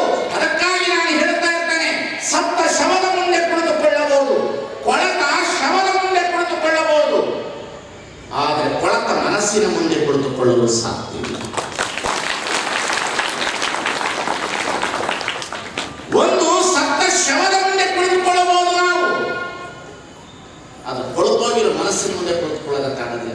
ದಯಮಾಡಿ ನಿಮ್ಮೆಲ್ಲರ ಮನಸ್ಸುಗಳನ್ನ ಲಿಂಗದ ಕಡೆಗೆ ಮುಖ ಮಾಡಿ, ಅನುಭಾವದ ಕಡೆಗೆ ಮುಖ ಮಾಡಿ, ಸತ್ಸಂಗದ ಕಡೆಗೆ ಮುಖ ಮಾಡಿ, ಒಳ್ಳೆಯ ವಿಚಾರಧಾರೆಗಳ ಕಡೆಗೆ ಮುಖ ಮಾಡಿ. ಸಣ್ಣ ವಯಸ್ಸಿನ ಹುಡುಗರ ಮನಸ್ಸು ಚಂಚಲ ಆಗ್ತಾ ಇರ್ತದೆ. 12 ತುಂಬಿ 15-20 ಆಗೋದ್ರೊಳಗೆ ಕುದುರೆ ಹೊಡೆದಂಗೆ ಓಡ್ತಾ ಇರ್ತದೆ ಮನಸ್ಸು. ಅದಕ್ಕೆ ಕಡಿವಾಣ ಹಾಕಬೇಕು. ಕಡುಗರ್ಪ ವೇದ ಒಡಲೆಂಬ ಬಂಡಿಗೆ ಬುಡ ಶರಣರ ಗುಡಿ ಮುಟ್ಟುಗಳೇ ಕಡಗಿಲು ಕಾಣರಾಮನಾಥ. ಇಲ್ಲಿ ಹಾಕಿ ನೋಡ್ರಿ, ಕಡಾಣಿ ಹಾಕೋಬೇಕು. ಸಣ್ಣವರು ಹಾಕೋಬೇಕು, ದೊಡ್ಡವರು ಹಾಕೋಬೇಕು. ಹೊರದು ಬಿಡ್ತದ್ರಿ. ನಿಮ್ಮ ನಮ್ಮಂತವರ ಮನಸ್ಸಲ್ಲ. ಬಸವಣ್ಣ ಯಾವ ರೀತಿಯಲ್ಲಿ ಮನಸ್ಸನ್ನು ಪರಿವರ್ತನೆ ಮಾಡ್ತಿದ್ರು. ಮಹಾಮನೆಯಲ್ಲಿ ಮಲಗಿರುವ ಬಸವಣ್ಣನವರ ಮನೆಗೆ ಕಳ್ಳ ಬಂದ್ರೆ ಬಸವಣ್ಣನವರ ದೃಷ್ಟಿಯಲ್ಲಿ ಬಸವಣ್ಣನವರಿಗೆ ಗೊತ್ತು ಅವನು ಕಳ್ಳ ಅಂತ. ಆದರೆ ಅವರ ಮನಸ್ಸನ್ನು ಪರಿವರ್ತನೆ ಮಾಡುವುದಕ್ಕಾಗಿ ಬಸವಣ್ಣ ನೀನು ಕಳ್ಳ ಅಲ್ಲ, ನೀನು ಸಂಗಮ ನಾಕ.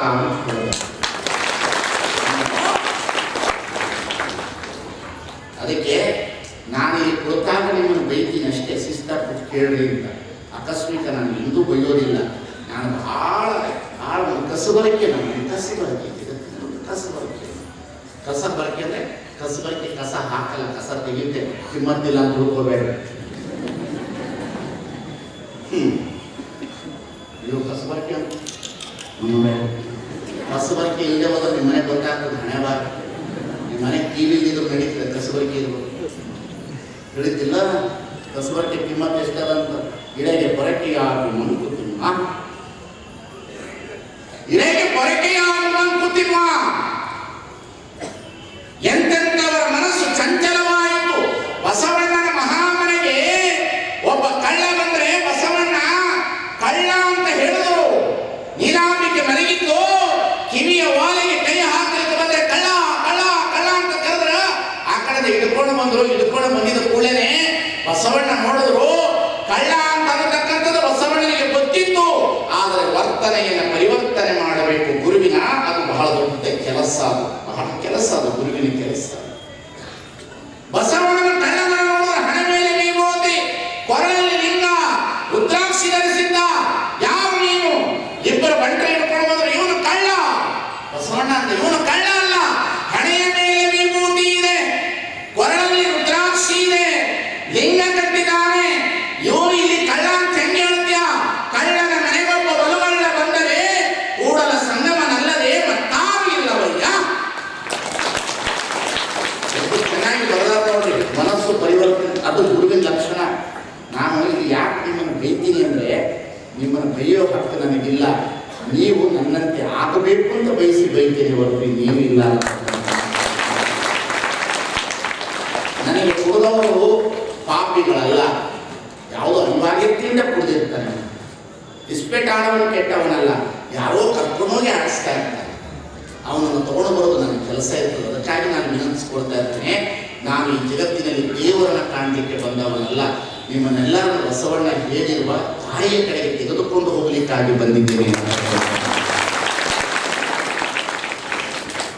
ಬಸವಣ್ಣ ಈಗ ನೋಡ್ದ, ಹಣೆ ಮೇಲೆ ವಿಭೂತಿ ಇತ್ತು.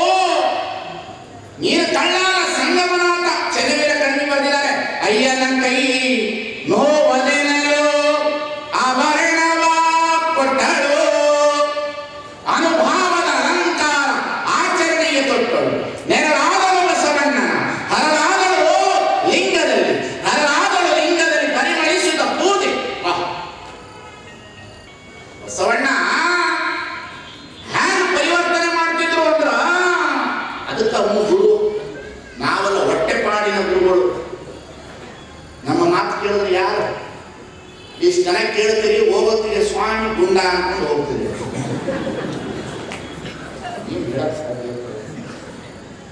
ಇನ್ನೇನು ಹೇಳಬಲ್ಲರಿ?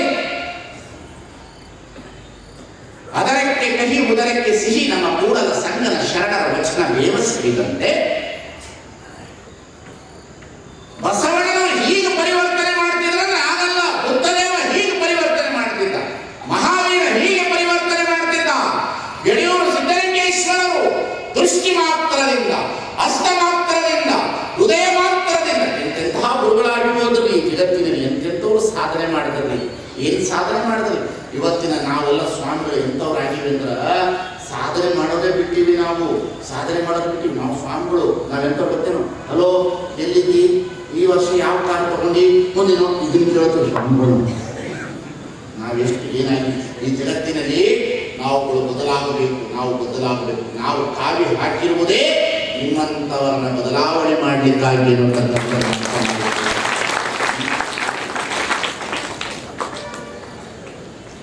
ಬಸವಣ್ಣನವರು ಈ ರೀತಿಯಲ್ಲಿ ಸಾಧನೆ ಮಾಡೋರು. ಮಳೆ ಬಂದರೂ ಸ್ವಲ್ಪ ಜಾಗ ಮಾಡಿಕೊಡಿ ಒಳಗಡೆ ಇರೋರಿಗೆ. ಹೆಣ್ಮಕ್ಳು ಒಳಗಡೆ ಗಲಾಟೆ ಮಾಡಬೇಡಿ, ಸುಮ್ಮನೆ ಬಂದು ಕೂತು ಬಿಡು. ನೀವು ಹೆಣ್ಮಕ್ಳು ಕುಂತಲೇ ಕೊಡು, ಈ ಗಂಡು ಮಕ್ಕಳು ಒಳಗಡೆ ಕೂರಿಸ್ಬಿಡು, ಕೂತು ಬಿಡು. ನೋಡ್ರಿ ಮನಸ್ಸು ಹೆಂಗೆ ಅಲ್ಲಾಡಿಸಿಬಿಡ್ತು ಮಳೆ. ಎರಡೇ ಹನಿ. ಕುತ್ಕೊಳ್ಳಿ ಕುತ್ಕೊಳ್ಳಿ ಅಮ್ಮ, ಕುತ್ಕೊಂಡ್ಬಿಡಿ. ನೆನೆದ್ರೆ ಏನು ಆಗೋದಿಲ್ಲ. ಕುತ್ಕೊಳ್ಳಿ ಕುತ್ಕೊಳ್ಳಿ, ಗಲಾಟೆ ಮಾಡಬೇಡಿ, ಕುತ್ಕೊಳ್ಳಿ. ಬಸವಣ್ಣ ಹೇಳಿದ್ರು, ನೀನು ಕಳ್ಳ ಅಲ್ಲ, ನೀನು ಕಳ್ಳ ಅಲ್ಲ,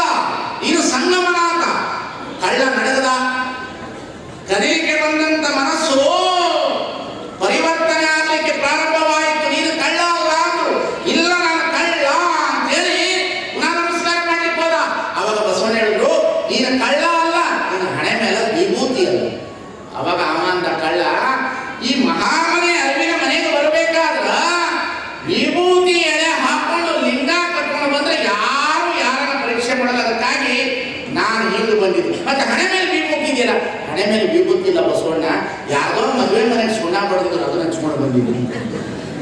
ಅವಾಗ ಬಸವಣ್ಣ ಅಂದ, ನೀನು ಸುಣ್ಣನ ವಿಭೂತಿ ತಿಳ್ಕೊಂಡಿದ್ಯಾ ಅಂದ್ರೆ ನೀನ್ ಎಷ್ಟು ದೊಡ್ಡವನು, ಬಾಗೇವಾಡಿ ಜನ ವಿಭೂತಿನ ಸುಣ್ಣ ಅಂತ ತಿಳ್ಕೊಂಡಾರೆ. ಏನು ಮಾಡೋದು? ಮನಸ್ಸು ಹೆಂಗಿರ್ತದ? ನೀನೊಂದು ಸುಣ್ಣನ ವಿಭೂತಿ ಅಂತ ತಿಳಿದುಕೊಂಡಿದ್ಯಾ, ನೀನು ಅದನ್ನ ಹಚ್ಕೊಂಡು ಬಂದಿದ್ದಿ. ಕೊರಳದ ಲಿಂಗ ಇದ್ದಲ್ಲ ಅಂತ, ಅದು ಲಿಂಗ ಅಲ್ಲ, ಅದು ಕಲ್ಲು ಅಂತ. ಅಲ್ಲ ಅಂದ, ಕಲ್ಲು, ನೀನ್ ಕಲ್ಲಿನ ಲಿಂಗ ಅಂತ ತಿಳ್ಕೊಂಡಿದ್ಯಾ. ಬಾಗೇವಾಡಿ ಜನ ಲಿಂಗನ ಕಲ್ಲು ಮಾಡಿ ಬಿಟ್ಟು ಕೆಟ್ಟು. ನೋಡಿ ನಿನ್ನ ಮನಸ್ಸು ಕೂಡ ಎಂತದ. ಒಂದ್ ಕಡೆ ಪ್ರವಚನ ಮಾಡಕ್ ಹೋಗಿದ್ದೀನಿ, ಲಿಂಗದ ತತ್ವ ಹೇಳಕತ್ತೀನಿ. ಒಬ್ಬ ಹೆಣ್ಮಗಳು ಕರುಡಿಗೆ ತಗೊಳಕತ್ತಾಳ, ನಂದು ಲಿಂಗ ಪೂಜೆ ಮುಗಿಯೋರು ಪ್ರವಚನ ಮುಗಿದ ಮೇಲೆ ನಮಸ್ಕಾರ ಮಾಡಕ್ಕೆ ಬಂದು ನಮ್ಮವ್ವ ನಮಸ್ಕಾರ ಮಾಡಿದ್ರು. ನಾನು ಯಾವ ಲಿಂಗ ಪೂಜೆ ಕತೆ ಹೇಳೋವರೆಗೂ ಲಿಂಗ ಹಿಡ್ಕೊಂಡೇ ಇದ್ದಿ ಕಡಿಯಾಗ. ಏನ್ ನಮಸ್ಕಾರ ಮಾಡಕತ್ತೇವ, ಈ ಕಾಲದಲ್ಲಿ ನೀ ಲಿಂಗ ಕಟ್ಕೊಂಡಿದ್ದ, ನೀನಂತ ದೊಡ್ಡವಳೆ ಯಾರು, ಎಂತ ಲಿಂಗ ಕಟ್ಟಿದೇವಾ? ಯಪ್ಪ ಲಿಂಗ ಇಲ್ಲ, ನಶ್ಯ ಪುಡಿ ಇಟ್ಟು ಮೂಸ ಕಟ್ಕೊಂಡ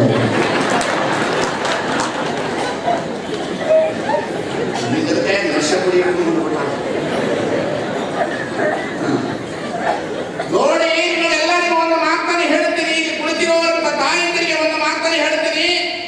ನಿಮಗೆ ನಿಮ್ಮ ಬಂಗಾರ ನಿಮ್ಮನ್ನ ಕಾಯುವುದಿಲ್ಲ, ನಿಮ್ಮ ಮನೆ ನಿಮ್ಮನ್ನ ಕಾಯುವುದಿಲ್ಲ, ನಿಮ್ಮ ಗಂಡತಿಯರು ನಿಮ್ಮನ್ನ ಕಾಯುವುದಿಲ್ಲ. ನೀವು ರಾತ್ರಿ 10 ಗಂಟೆಗೆ ಹಣೆ ಮೇಲೆ ಸುಂದರವಾದ ವಿಭೂತಿ, ಕೊರಳಲ್ಲಿ ರುದ್ರಾಕ್ಷಿ, ತಲೆ ಮೇಲೆ ಸೆರಗು, ಒಳ್ಳೆ ರೀತಿಯ ರುದ್ರಾಕ್ಷಿನ ಹಾಕಿಕೊಂಡು ರೋಡಿನಲ್ಲಿ ನೀವು ನಿಂತುಕೊಳ್ಳಿ. ಪರಪುರುಷರ ಕಣ್ಣು ನಿಮ್ಮ ಮೇಲೆ ಬೀಳುವುದಿಲ್ಲ. ಧರ್ಮವನ್ನು ರಕ್ಷಿಸು, ಧರ್ಮ ನಿನ್ನನ್ನು ರಕ್ಷಿಸುತ್ತದೆ. ನೀನು ತುಳುಪಿ ಬಿಟ್ಕೊಂತಿಲ್ಲ, ನಾಯಿ ತುಳುಪಿ ನೋಡ್ರಿ. ಏನ್ ತಿಳ್ಕೊಂಡಿರಿ? ಏನ್ ತಿಳ್ಕೊಂಡಿರಿ?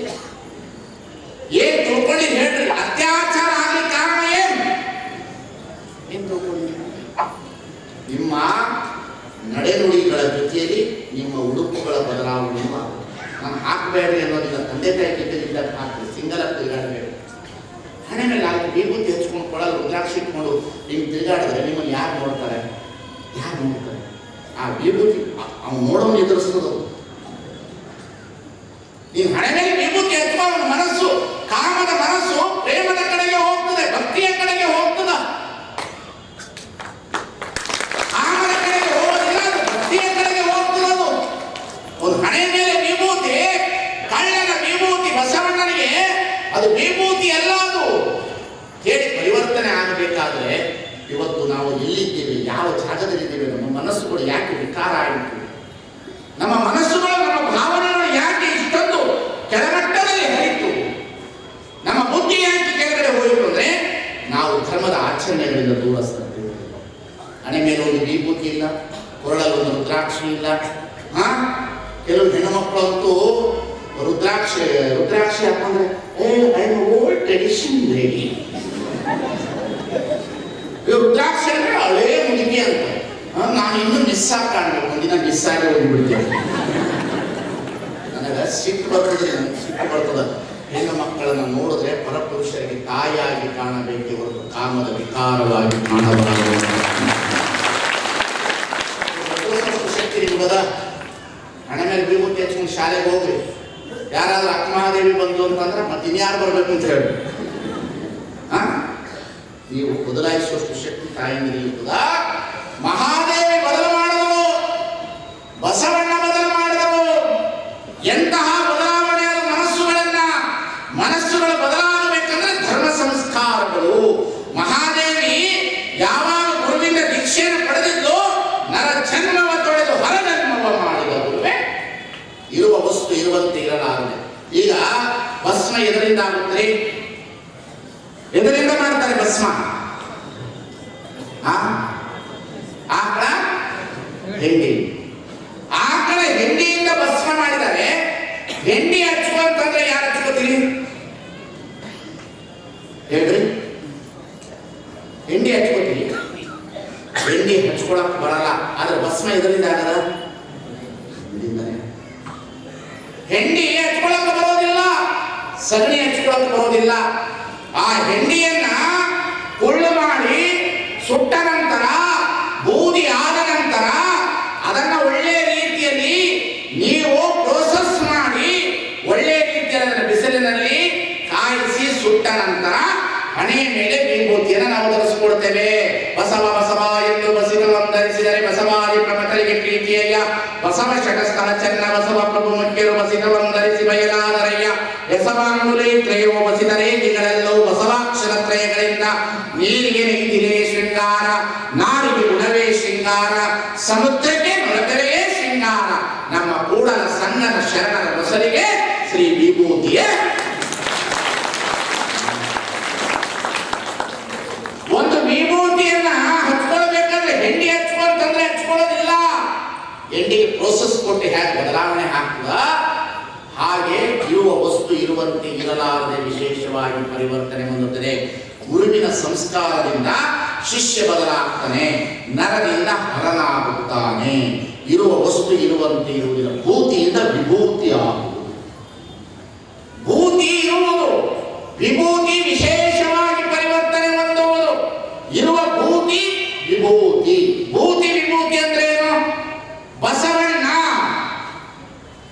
ಬಸವರಸ ಭೂತಿ, ಸಂಗರ ಬಸವಣ್ಣ ವಿಭೂತಿ, ನರೇಂದ್ರ ಭೂತಿ, ಸ್ವಾಮಿ ವಿವೇಕಾನಂದ ವಿಭೂತಿ, ಮಹಾದೇವಿ ಭೂತಿ, ಅಕ್ಕ ಮಹಾದೇವಿ ವಿಭೂತಿ, ಪ್ರಭುದೇವ ಭೂತಿ, ಯೋಮಕಾಯ ಸಿದ್ಧಿ ಪ್ರಭುದೇವ ವಿಭೂತಿ, ಸಿದ್ಧರಾಮ ಭೂತಿ, ಶಿವಯೋಗಿ ಸಿದ್ಧರಾಮ ವಿಭೂತಿ. ಹಂಗಾಗೋದಿಲ್ಲ. ಹಾಗೆ ನಿಮ್ಗೆಲ್ಲರಿಗೂ ಆಗಲಿಕ್ಕೆ ಸಾಧ್ಯತೆ ಇದೆ. ನೀವು ಗೃಹಸ್ಥರಾಗಿ ಸಾಧಿಸಬಹುದು. ನೀವೇನು ಕಾವ್ಯ ಹಾಕಬೇಕಾಗಿಲ್ಲ, ಮನೆ ಬಿಡಬೇಕಾಗಿಲ್ಲ. ಮನೆಗಳಲ್ಲೇ ಮತಗಳನ್ನು ಮಾಡಿಕೊಳ್ಳಬಹುದು. ನೀವು ಮನೆಗಳಲ್ಲೇ ನೀವು ಪರಿವರ್ತನೆ ಮಾಡಿಕೊಳ್ಳಬಹುದು.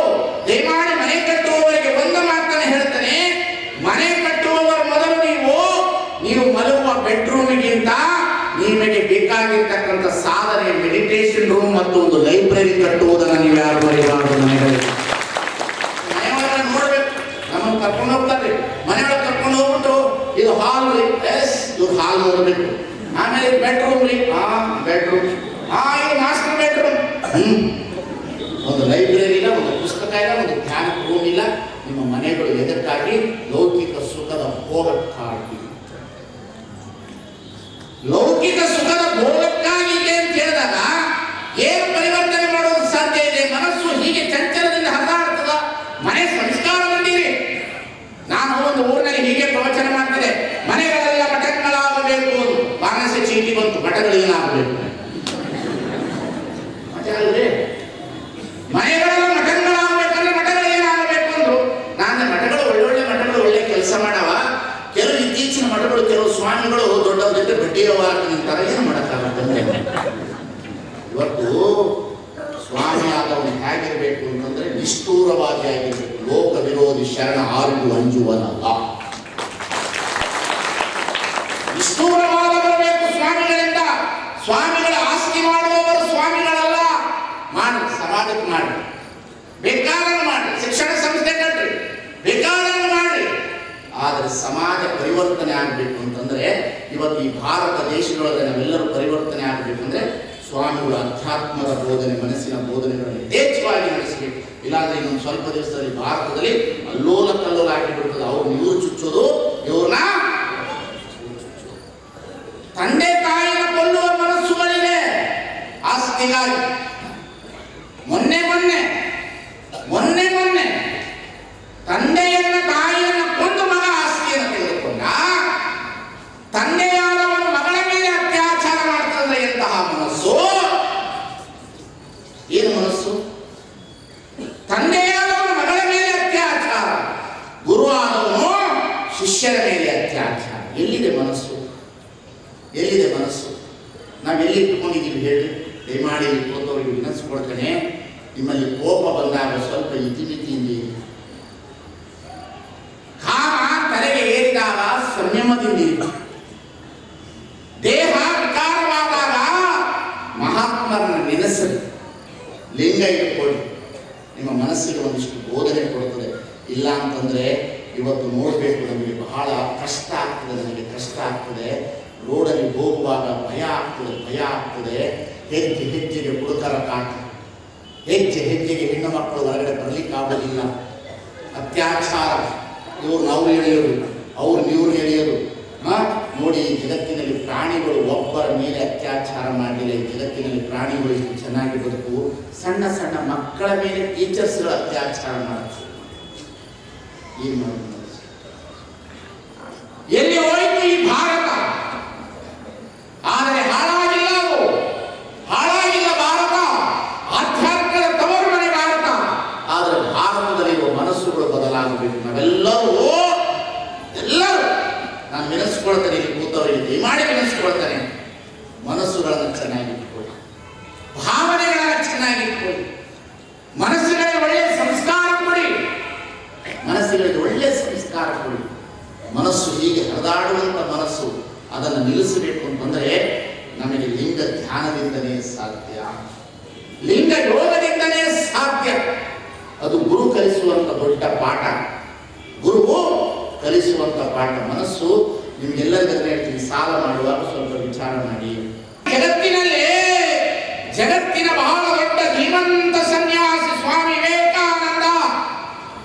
ಎಷ್ಟು ದೊಡ್ಡ ವ್ಯಕ್ತಿ ಸ್ವಾಮಿ ವಿವೇಕಾನಂದ! ಸಣ್ಣ ವಯಸ್ಸಿನಲ್ಲಿ ಸನ್ಯಾಸಿಯಾದವರು. ಎಷ್ಟು ದೊಡ್ಡ ವ್ಯಕ್ತಿ! ಚಿಕಾಗೋ ನಗರದಲ್ಲಿ ಭಾಷಣ ಮಾಡಲಿಕ್ಕೆ ಹೋದರು. ಭಾಷಣ ಮುಗಿಸಿದ ಮೇಲೆ ಹೊರಗಡೆ ಬಂದರು. ಹೊರಗಡೆ ಬಂದಂತ ಸಂದರ್ಭದಲ್ಲಿ ಒಂದು ಹುಡುಗಿ ಬಂದಳು.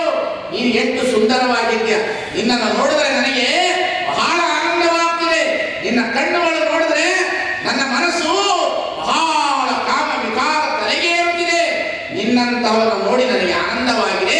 ನಿನ್ನನ್ನು ನೋಡಿದ ಮೇಲೆ ನಿನ್ನನ್ನು ಮದುವೆ ಮಾಡಿಕೊಂಡು ನಿನ್ನಂತ ಮಗುವನ್ನು ಪಡಿಬೇಕು ಅಂತಿದ್ದೀನಿ. ತಂದು ಒಬ್ಬಳು ಹೆಣ್ಮಗಳು. ಯಾರನ್ನ? ಸ್ವಾಮಿ ವಿವೇಕಾನಂದ ಮನಸ್ಸು ಎಷ್ಟು ಗಟ್ಟಿ ಇರ್ಬೋದು, ಎಷ್ಟು ಗಟ್ಟಿ ಇರ್ಬೋದು ವಿಚಾರ ಮಾಡ್ರಿ. ಬಂದಂತಹ ಸ್ವಾಮಿ ವಿವೇಕಾನಂದರ ಎದುರಿಗೆ ಬಂದಂತ ಸವಾಲನ್ನ ಸ್ವಾಮಿ ವಿವೇಕಾನಂದರು ಹೇಳಿದ್ರು, ನಿನ್ನ ಮನಸ್ಸು ನನ್ನನ್ನ ಮದುವೆ ಮಾಡಬೇಕು ಅಂತ ಬಯಸಿದ್ದು ತಪ್ಪಲ್ಲ, ನಿನ್ನ ಕಣ್ಣು ನನ್ನನ್ನು ನೋಡಿದ್ದು ತಪ್ಪಲ್ಲ, ನೀನು ನನ್ನನ್ನು ಕೇಳುತ್ತಿರುವುದು ತಪ್ಪಲ್ಲ. ಅದು ನಿನ್ನ ಬಯಕೆ, ಅದು ನಿನ್ನ ಆಸೆ, ಅದು ನಿನ್ನೊಳಗಡೆ ಇರ್ತಕ್ಕಂಥ ಪ್ರೇಮ. ಅದನ್ನ ನಾನು ಎಂದೂ ವಿರೋಧಿಸುವುದಲ್ಲ. ಆದರೆ ಮುಂದಿನ ಒಂದು ಹೆಜ್ಜೆ ಹೋಗಿದೆಯಲ್ಲ, ನನ್ನನ್ನು ಮದುವೆ ಮಾಡಿಕೊಂಡು ನನ್ನಂತಹ ಮಗುವನ್ನೇ ಪಡಿಬೇಕು ಅಂತ, ಅದು ಸಾಧ್ಯವಿಲ್ಲ. ನನ್ನ ಮದುವೆ ಆದಮೇಲೆ ನನ್ನಂತ ಮಗುವನ್ನು ಪಡೆಯಲಿಕ್ಕೆ ಸಾಧ್ಯ ಇಲ್ಲ. ನನ್ನನ್ನೇ ಮಗನಾಗಿ ತುಳುಕು ಅಂತ ಹೇಳೋದು ಸಿಸ್ಟರ್ ನಿವೇದಿತಾ. ಹುಡುಗರ ನಾಳೆ ಲೆಟರ್ ಬಂದ್ರ ಸುಮ್ಮನೆ ಜಿಂದಾಬಾದ್ ಸ್ವಾಮಿ ವಿವೇಕಾನಂದ ಹೇಳಿದ್ರೆ ಏನು ಬಂತು ಪ್ರಯೋಜನ? ಏನು ಬಂತಪ್ಪ ಯುವಕರೇ? ಏನು ಬರ್ಲಿಕ್ಕೆ ಸಾಧ್ಯವೇ ಹೇಳಿ ಯುವಕರೇ, ಯುವತಿಯರೇ? ಮನಸ್ಸು ಒಂದಿಷ್ಟು ಬಿಗಿದುಕೊಳ್ಳಿ, ಪ್ರಾಮಾಣಿಕತೆಯಿಂದ ಬಿಗಿದುಕೊಳ್ಳಿ, ಸಂಯಮದಿಂದ ಬಿಗಿದುಕೊಳ್ಳಿ. ಹರಿದು ಹೋದ ಮನಸ್ಸನ್ನ ಪುನಃ ಹಿಡಿದು ನಿಲ್ಲಿಸಲಿಕ್ಕೆ ಸಾಧ್ಯ ಇಲ್ಲ. ಒಂದು ಸಲ ಮನಸ್ಸು ಜಾತು, ಓದುವಾಗ ನೀವು ಚೆನ್ನಾಗಿ ಓದಿ. SSLC ಪಾಸ್ ಆದ ಮೇಲೆ PUC ಓದಿ, PUC ಆದ ಮೇಲೆ MBA ಮಾಡ್ರಿ, ಡಿಗ್ರಿನೇ ಮಾಡ್ರಿ. ಏನೂ ಮಾಡ್ಲಿಕ್ಕಾಗಲಿಲ್ಲ. ಹೊಲದಲ್ಲಿ ಹೋಗಿ ಇನ್ನೊಬ್ಬರು ಹೊಲದಲ್ಲಿ ಕೂಲಿ ಮಾಡುವುದನ್ನಾದರೂ ಕಲೀರಿ. ಕೂಲಿ ಮಾಡಿದ್ರೆ ಕಿಮ್ಮತ್ತಿಲ್ಲ ಅಂತ ತಿಳ್ಕೋಬೇಡಿ. ಆವ ಕಾಯಕವಾದರೆ ಸ್ವಕಾಯಕ ಮಾಡುವುದೇ ಲೇಸು ಅನ್ನತಕ್ಕಂಥದ್ದು. ಚಪ್ಪಲಿ ಮಾರಾಟ ಮಾಡುವುದು ಕೆಟ್ಟ ಕೆಲಸವಲ್ಲ, ಅದು ಚಪ್ಪಲಿ ಕಾಲಿಗೆ ಕೊಡುವುದು ಪುಣ್ಯದ ಕೆಲಸ. ಚಪ್ಪಲಿನ ಕಾಯುವುದು ಕೆಟ್ಟ ಕೆಲಸ ಅಂತ ತಿಳ್ಕೊಳ್ಬೇಡ್ರಿ ನೀವು. ಬಸ್ ಸ್ಟ್ಯಾಂಡಿನಲ್ಲಿ ಶೌಚಾಲಯಕ್ಕೆ ಹೋಗುವಾಗ ನಮಗೆ ₹1 ಕೊಟ್ಟು ನೀರು ಹಾಕಿ ಕೊಡುವುದು ಬಹಳ ದೊಡ್ಡವನು ಅನ್ನತಕ್ಕಂಥ ನಮಗಿನ ಪ್ರಜ್ಞೆ ನಾನು ಇವತ್ತಲ್ಲಿ ನೆನೆಸ್ಕೊಳ್ಳುವುದೇ. ಇವತ್ತು ಮನಸ್ಸುಗಳು ಹೀಗೆ ಹರಿದಾಡ್ತಾ ಇದೆ. ಮೊನ್ನೆ ನೀವು ನೋಡಿರ್ಬೋದು TV ಒಳಗಡೆ ಸಣ್ಣ ಹುಡುಗ ಮೊಬೈಲಿನನ್ನು ತೆಗೆದುಕೊಂಡು ತಂದೆ ತಾಯಿಯ ಸಂಸಾರವನ್ನು ರೆಕಾರ್ಡ್ ಮಾಡಿ ಬಿಟ್ಟುಬಿಟ್ಟ. ಮಕ್ಕಳಿಗೆ ಮೊಬೈಲ್ ಕೊಡಿಸ್ತೀವಿ. ಯುವಕರೇ, ನಾನು ನಿಮ್ಮಲ್ಲಿ ವಿನಂತಿಸಿಕೊಳ್ತೇನೆ, ನೀವು ದುಡಿದು ನಿಮ್ಮ ಮೇಲೆ, ನಿಮ್ಮ ಕಾಲ ಮೇಲೆ ನೀವು ನಿಂತಾಗ ಮೊಬೈಲ್ ಇರುವುದನ್ನು ಕಲಿಯಿರಿ, ನಿಮ್ಮ ಬದುಕು ಆನಂದವಾಗ್ತದೆ ಅನ್ನತಕ್ಕಂಥ ನಿಮ್ಮ ಕಾಲ ಮೇಲೆ ನೀವು ನಿಂತಾಗ ಮಾತ್ರ ಮೊಬೈಲ್ ಇದೆ. ನಾನಲ್ಲಿ ಒಂದು ಮನೆಗಿದ್ದೀವಿ, ಪಕ್ಕದಲ್ಲೇ ಸ್ಕೂಲ್ ಅದ, ಒಂದು 50 ಹುಡುಗರು ರಾತ್ರಿ 8 ಗಂಟೆಗೆ ಬಂದು ಕುಟ್ಕೋತಾರೆ. ಎಲ್ಲರೂ ಮೊಬೈಲು ₹100 ಕೊಟ್ಬಿಡ್ತಾರೆ, ಯೂಟ್ಯೂಬ್ನ ತೊಗೊಂಡ್ಬಿಡ್ತಾರೆ. ಬರೀ ಹೊಲಸುತನದ ನೋಡ್ಕೊಂಡು ಕುತ್ಕೊಂಡಾಗ ಮನಸ್ಸು ವಿಕಾರವಾಯಿತು, ದೇಹ ವಿಕಾರವಾಯಿತು, ಭಾವನೆಗಳು ಸೊಪ್ಪೋಯಿತು. ಹೊರಗಡೆ ಬಂದಾಗ ನಿಮ್ಮ ಬದುಕು ಹೇಗಿರ್ತದೆ ಅನ್ನೋದನ್ನು ತೀರ್ಮಾನ ಮಾಡಿ ಒಂದ್ಸಲ ವಿಚಾರ ಮಾಡಿ. ನೀವೆಲ್ಲರೂ ಕುಳಿತವರು ದಯಮಾಡಿ ನೀವೆಲ್ಲರೂ ಗಟ್ಟಿತನದಿಂದಿರಬೇಕು ಅಂದ್ರೆ ಆಧ್ಯಾತ್ಮದ ಕಡೆಗೆ ಬರಬೇಕು, ಗುರುವಿನ ಕಡೆಗೆ ಬರಬೇಕು. ಗುರು ಮಾತ್ರ ನಿಮ್ಮನ್ನು ಬದಲಾವಣೆ ಮಾಡುವಂತ ಶಕ್ತಿ. ನನ್ನ ಜನ್ಮವ ತೊಳೆದು ಹೊರ ಜನ್ಮವ ಮಾಡಬಹುದು. ಮನಸ್ಸು ಹೀಗೆ ನಮ್ಮ ನಿಮ್ಮಂಥವರ ಮನಸ್ಸೇನ್ರಿ, ಎಂತೆಂಥವರ ಮನಸ್ಸು ಅಲ್ಲಾಡಿ ಬಿಡ್ತದೋ, ಎಂತೆಂಥವರ ಮನಸ್ಸು. ನಿಮ್ಮ ಮನಸ್ಸು ನನ್ನ ಮನಸ್ಸಲ್ಲ, ಎಂತೆಂಥವರ ಮನಸ್ಸು. ಈ ದೇಶದಲ್ಲಿ ಬಹಳ ದೊಡ್ಡ ಸುಭಾಷಿತಕಾರ ಭರ್ತೃಹರಿ ಅಂತಕ್ಕಂಥವನು, ಬಹಳ ದೊಡ್ಡ ಭರ್ತೃಹರಿ ಸುಭಾಷಿತವನ್ನು ಬರೆದವನು, ಬಹಳ ದೊಡ್ಡ ರಾಜ ಉತ್ತರ ಭಾರತದವನು. ಅವನಿಗೆ ಸಣ್ಣ ವಯಸ್ಸಿನಲ್ಲಿ ಅವನ ತಂದೆ ಮದುವೆ ಮಾಡಿದ್ರು, ಮದುವೆ ಮಾಡಿ ರಾಜ್ಯಭಾರ ಮಾಡಲಿಕ್ಕೆ ಬಿಟ್ಟಿದ್ರು. ರಾಜ್ಯಭಾರವನ್ನು ಮಾಡಲಿಕ್ಕೆ ಬಿಟ್ಟಂತ ಸಂದರ್ಭದಲ್ಲಿ ಆ ಮಂತ್ರಿಯಾಗಿರ್ತಕ್ಕಂಥವನು ರಾಜನಾಗಿರ್ತಕ್ಕಂಥ ಭರ್ತೃಹರಿಯ ಮುಂದೆ ರಾಜ್ಯಭಾರವನ್ನು ಮಾಡ್ತಾ ಇದ್ರು. ಭರ್ತೃಹರಿ ಮದುವೆಯಾಗಿ ಸ್ವಲ್ಪ ದಿವಸ ಆಗಿತ್ತು, ಒಂದು ವರ್ಷ ಆಗಿತ್ತು ರಾಜ್ಯಭಾರ ಮಾಡಿ. ಭರ್ತೃಹರಿ ಹೀಗೆ ಕುಳಿತಿದ್ದ. ಭರ್ತೃಹರಿ ರಾಜನಾಗಿ ಸಿಂಹಾಸನದ ಮೇಲೆ ಕುಳಿತಾನ. ಭರ್ತೃಹರಿಯ ಮನಸ್ಸು ಏನು ಹೇಳ್ತಿತ್ತು ಅಂದ್ರೆ, ಯಾವಾಗ ರಾಜ್ಯಭಾರ ಮುಗಿದುದೋ, ಯಾವಾಗ ಅಂತಃಪುರಕ್ಕೆ ರಾಣಿಯ ಹತ್ತಿರ ಹೋದೇನೆ. ಯಾರ ಮನಸ್ಸು? ಭರ್ತೃಹರಿಯ ಮನಸ್ಸು. ರಾಜ್ಯಭಾರ ಯಾವಾಗ ಮುಗಿತುದೋ, ಯಾವಾಗ ನಾನು ಅಂತಃಪುರದಲ್ಲಿ ರಾಣಿಯ ಹತ್ತಿರ ಹೋಗ್ತೀನಿ ಅಂತ ಅವನ ಮನಸ್ಸು ಹೇಳಕತ್ತಿತ್ತು. ಯಾವಾಗ ರಾಜ್ಯಭಾರದಲ್ಲಿ ಕುಳಿತಂತ ಭರ್ತೃಹರಿಯ ಮನಸ್ಸು ಹೀಗೆ ಹೇಳ್ತಾ ಇತ್ತು. ಅರಮನೆಯ ಒಳಗಡೆ ಒಬ್ಬ ಪ್ರವೇಶವಾದ. ಭರ್ತೃಹರಿ ಸಿಂಹಾಸನದ ಮೇಲೆ ಕುಳಿತಿದ್ರು, ಒಬ್ಬ ಪ್ರವೇಶವಾದ. ಓಂ ನಮಃ ಶಿವಾಯ. ಒಳಗಡೆ ಬಂದ ಅರಮನೆ ಒಳಗಡೆ. ಗುರುಗಳು ನೋಡಿದ್ರೆ ಬಹಳ ಬೇಜಪುಣ್ಯವಾದವರು. ಗುರುಗಳು ಒಳಗಡೆ ಬಂದರು. ಗುರುಗಳು ಬಂದು ಓಂ ನಮಃ ಶಿವಾಯ. ಭರ್ತೃಹರಿ ಹೋದ, ಕೈ ಕಾಲು ನಡಬೇಕಂತದ್ದು. ಗುರುಗಳಿಗೆ ನಮಸ್ಕಾರ ಮಾಡಿ ಹೇಳ್ದ, ಏನು ಗುರುಗಳೇ ಇವತ್ತು ನೀವು ಈ ಅರಮನೆ ಭಾಗಕ್ಕೆ ಬಂದಿದ್ದೀರಿ ಅಂತ ಕೇಳ್ದ. ಏನಿಲ್ಲ, ನಾನು 12 ವರ್ಷ ತಪಸ್ಸು ಮಾಡಿದ್ದೇನೆ. 35 ವರ್ಷ ಸನ್ಯಾಸಿ ಜೀವನವನ್ನು ಮಾಡಿದ್ದೇನೆ. ಇವತ್ತು ನನಗೆ ಪ್ರತ್ಯಕ್ಷವಾಗಿರ್ತಕ್ಕಂತಹ ಒಂದು ಸುಂದರವಾದ ಮಾವಿನ ಹಣ್ಣು ನನಗೆ ಸಿಕ್ಕಿದೆ. ಈ ಮಾವಿನ ಹಣ್ಣನ್ನು ತಿಂದ್ರ ರೂಪ ಕಡಿಮೆ ಆಗುವುದಿಲ್ಲ. ಈ ಮಾವಿನ ಹಣ್ಣನ್ನು ತಿಂದ್ರೆ ಲಾವಣ್ಯ ಕಡಿಮೆ ಆಗುವುದಿಲ್ಲ. ಈ ಮಾವಿನ ಹಣ್ಣನ್ನು ತಿಂದ್ರೆ ಯೌವನ ಕಡಿಮೆ ಆಗುವುದಿಲ್ಲ. ನನ್ನಂತ ಸನ್ಯಾಸಿ ತಿಂದು ಬದುಕುವುದಕ್ಕಿಂತ ನಿನ್ನಂತ ರಾಜನಿಗೆ ಕೊಟ್ರೆ ನೀನು ನಮ್ಮನ್ನೆಲ್ಲರನ್ನ ಆಳುವ ರಾಜ ಪ್ರತ್ಯಕ್ಷತಾ ದೇವತಾ ಅಂತ ಹೇಳ್ತಾರೆ. ಅದಕ್ಕಾಗಿ ನಿನಗೆ ಕೊಡ್ಲಿಕ್ಕೆ ಬಂದಿದ್ದೀನಿ, ತಗೋ ಈ ಮಾವಿನ ಹಣ್ಣನ್ನ. ಯಾರು ಕೊಟ್ಟರು? ಗುರುಗಳು ಭರ್ತೃಹರಿ ಕೈಯಲ್ಲಿ ಕೊಟ್ಟರು. ಅರಮನೆಯನ್ನು ಬಿಟ್ಟು ಭರ್ತೃಹರಿ ಹೊರಟರು. ರಾಜ ಮಾವಿನ ಹಣ್ಣು ಕೈಯಾಗಿ ಇಟ್ಕೊಂಡ. ಇದನ್ನ ತಿಂದ್ರೆ ರೂಪ, ಇದನ್ನ ತಿಂದ್ರೆ ಲಾವಣ್ಯ, ಇದನ್ನ ತಿಂದ್ರೆ ಯೌವನ ಕಡಿಮೆ ಆಗೋದಿಲ್ಲ ಅಂತೆ. ನನ್ನ ಕಣ್ಣ ಹೆದರಿಗೆ ನನ್ನ ಹೆಂಡತಿಯ ರೂಪ ಕಡಿಮೆ ಆಗಬಾರದು. ಗುರುವಿನ ಮನಸ್ಸು ರಾಜನ ಮೇಲೆ, ರಾಜನ ಮನಸ್ಸು ರಾಣಿ ಮೇಲೆ. ಹಿಡ್ಕೊಂಡ ಮಾವಿನ ಹಣ್ಣನ್ನು ಅಂತಃಪುರಕ್ಕೆ ಹೋದ. ದಡದಡನೆ ಮಹಾರಾಣಿ ಕೊಡುತ್ತಿದ್ದು, ಮಹಾರಾಣಿ ಕೈಯಲ್ಲಿ ಕೊಟ್ಟ ಮಾವಿನ ಹಣ್ಣನ್ನ ತಗೋ, ಇದನ್ನ ತಿನ್ನು, ಇದನ್ನ ತಿಂದ್ರೆ ಲಾವಣ್ಯ, ಇದನ್ನ ತಿಂದ್ರೆ ಯೌವನ ಕಡಿಮೆ ಆಗೋದಿಲ್ಲ ಅಂತೆ, ಇದನ್ನ ತಿಂದ್ರೆ ಮುಪ್ಪು ಬರೋದಿಲ್ಲ ಅಂತೆ. ನನ್ನ ಕಣ್ಣೆ ಹೆದರಿಗೆ ನನ್ನ ಹೆಂಡತಿ ಮುಪ್ಪಾಗಬಾರದು, ತಿನ್ನು. ಹಿಡ್ಕೊಂಡು ಕೊಟ್ಟು ಬಂದ ಭರ್ತೃಹರಿ. ಮಾವಿನ ಹಣ್ಣನ್ನ ಹಿಡ್ಕೊಂಡು ಕೊಟ್ಟು ಬಂದ. ರಾಣಿ ಹೀಗೆ ಮಾವಿನ ಹಣ್ಣನ್ನು ಹಿಡ್ಕೊಂಡು ಹೇಳದಂತೆ, ಇದನ್ನ ತಿಂದ್ರೆ ಲಾವಣ್ಯ ಯೌವನ ಮುಪ್ಪು ಬರೋದಿಲ್ಲ ಅಂತ. ರಾಜ ಆ ಕಡೆ ಹೋದ ಕೂಡಲೇ ಹಿತ್ತಲು ಬಾಗಿಲಿನ ದಡದಡನೆ ಇಳಿದು ತಂದು ಕೊಟ್ಟಳಂತ. ಮನಸ್ಸು ಮನಸ್ಸು ಗುರುವಿನ ಮನಸ್ಸು ರಾಜನ ಮೇಲೆ, ರಾಜನ ಮನಸ್ಸು ರಾಣಿಯ ಮೇಲೆ, ರಾಣಿಯ ಮನಸ್ಸು ಮನಸ್ಸಿದು. ಮಾವುತನ ಕೈಯಲ್ಲಿ ಕೊಟ್ಟರು. ಮಾವುತ ಯಾವಾಗ ಮಾವಿನನ್ನು ಹಿಡ್ಕೊಂಡು ಇದನ್ನ ತಿಂದ್ರೆ ಲಾವಣ್ಯ ಯೌವನ ಮುಪ್ಪು ಬರೋದಿಲ್ಲ ಅಂತ ಮಾವಿನನ್ನು ಹೀಗಿಡ್ಕೊಂಡ, ರಾಣಿ ಅಂತಃಪುರಕ್ಕೆ ಹೋದ ಮೇಲೆ ಆನೆಗಳನ್ನು ಸಾಕುವ ಮಾವುತ ಬಾಕಲು ಮುಚ್ಚದ, ಬೀದಿ ಒಳಗೆ ಬಂದು ವೇಷಾವಾಟಿಕೆಯನ್ನು ಮಾಡುವಂತ ಮಾಯಾದೇವಿ ಕೈಯಲ್ಲಿ ಕೊಟ್ಟ. ಇನ್ನೂ ಅಂತ ಹಿಡ್ಕೊಂಡು ಹೋಗ್ರಿ ಮಾವನ ಇವತ್ತೆಲ್ಲ ತಿಳಿತಿಲ್ಲ. ವೇಶ್ಯ ಕೈಯಲ್ಲಿ ಕೊಟ್ಟ. ವೇಶ್ಯ ಕೇಳೋದು ಏನದು ಅಂತ, ಇದು ಮಾವಿನ ಹಣ್ಣು, ನನ್ನ ಎದುರಿಗೆ ನಿನ್ನ ರೂಪ ಲಾವಣ್ಯ ಯೌವನ ಕಡಿಮೆ ಆಗಬಾರ್ದು, ತಿನ್ನು. ಅವಳೊಂದು ಆಯ್ತು ಹಿಡ್ಕೊಂಡು, ಇದನ್ನು ತಿಂದರೆ ರೂಪ ಯೌವನ ಲಾವಣ್ಯ ಇರ್ತದೆ ಅಂತ ಹೇಳ್ತೀಯ. ದೇಹವನ್ನು ಮಾರಾಟ ಮಾಡಿಕೊಂಡು ಬದುಕೋಳು ನಾನೇ ತಿಳಿಸಬಲ್ಲೆ.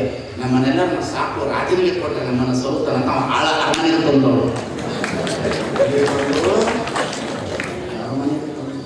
ಅರಮನೆಗೆ ತಂದು ಮಹಾರಾಜನ ಕೈಯಲ್ಲಿ ಕೊಟ್ಟು ತಗೋ ಇದನ್ನು ತಿನ್ನು, ತಗೋ ಇದನ್ನು ತಿನ್ನೊಂದು. ಮಹಾರಾಜನಿಗೆ ತಿಳಿಯಿತು, ಓಹೋ ಯಾರ ಮನಸ್ಸು ಯಾರ ಮೇಲಿಲ್ಲ, ಯಾರಿಗೆ ಯಾರೂ ಇಲ್ಲ, ಕೆಟ್ಟವನಿಗೆ ಕಡೆಗಿಲ್ಲ, ಜಗದ ನೆಂಟ ನೀನೇ ಕೂಡಲ ಸಂಗಮ ದೇವ.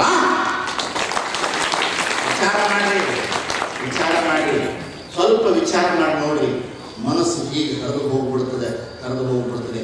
ದಯಮಾಡಿ ಇವತ್ತು ಇಲ್ಲಿ ಕೂತಿರೋ ಹೆಣ್ಣು ಮಕ್ಕಳು ಪ್ರವಚನ ಮುಗಿದ ಮೇಲೆ ಅಜ್ಜವ ಪ್ರವಚನ ಇನ್ನೂ ನನಗೆ ಜ್ಞಾನ ಏರ್ತದ ಅಂತ ಯಾರಾದ್ರೂ ಅಂಗಡಿಗೆ ಹೋಗೋರು ಇದ್ರೆ ಅರ್ಥ ಆಯ್ತು ಹೇಳೋದು. ಮುಗಿದ ಮೇಲೆ ಹೋಗೋರು ಅಪೇಯ ಅವಕ್ಷರಕ್ಷಣ ಅಪೇಯ, ಅದನ್ನು ಬಹಳ ಗೌರವದಿಂದ ಹೇಳ್ಬೇಕು. ಅದನ್ನ ಸರಾಯ ಅನ್ಕೊಂಡು ಅಪೇಯ. ಸ್ವಾಮಿ ಏನು ಕುಡಿತೀರಿ, ಏನು ಇಸ್ಪೇಟ್ ಆಡ್ತೀರಿ, ಹೊಲ ಮಾರಾಟ ಮಾಡಿ ಇಸ್ಪೇಟ್ ಆಡ್ತೀರಿ. ತಂದೆ ತಾಯಿ ಕುಡಿದಿರುವ ಹಣವನ್ನು ತೆಗೆದುಕೊಂಡು ಹೋಗಿ ಸೋಟಿ ಮಾಡಿ ಬರ್ತೀರಿ. ಮನಸ್ಸಿಗೆ ಸ್ವಲ್ಪ ಕಡಿವಾಣ ಹಾಕಿ, ಮನಸ್ಸಿಗೆ ಒಂದಿಷ್ಟು ಜೀವನದ ಉಪದೇಶಗಳನ್ನು ಕೊಡ್ರಿ, ದೃಢ ಶರಣರ ನುಡಿಮುತ್ತುಗಳನ್ನು ಕೊಡ್ರಿ. ಮನಸ್ಸು ನಿಲ್ಲುತ್ತದೆ.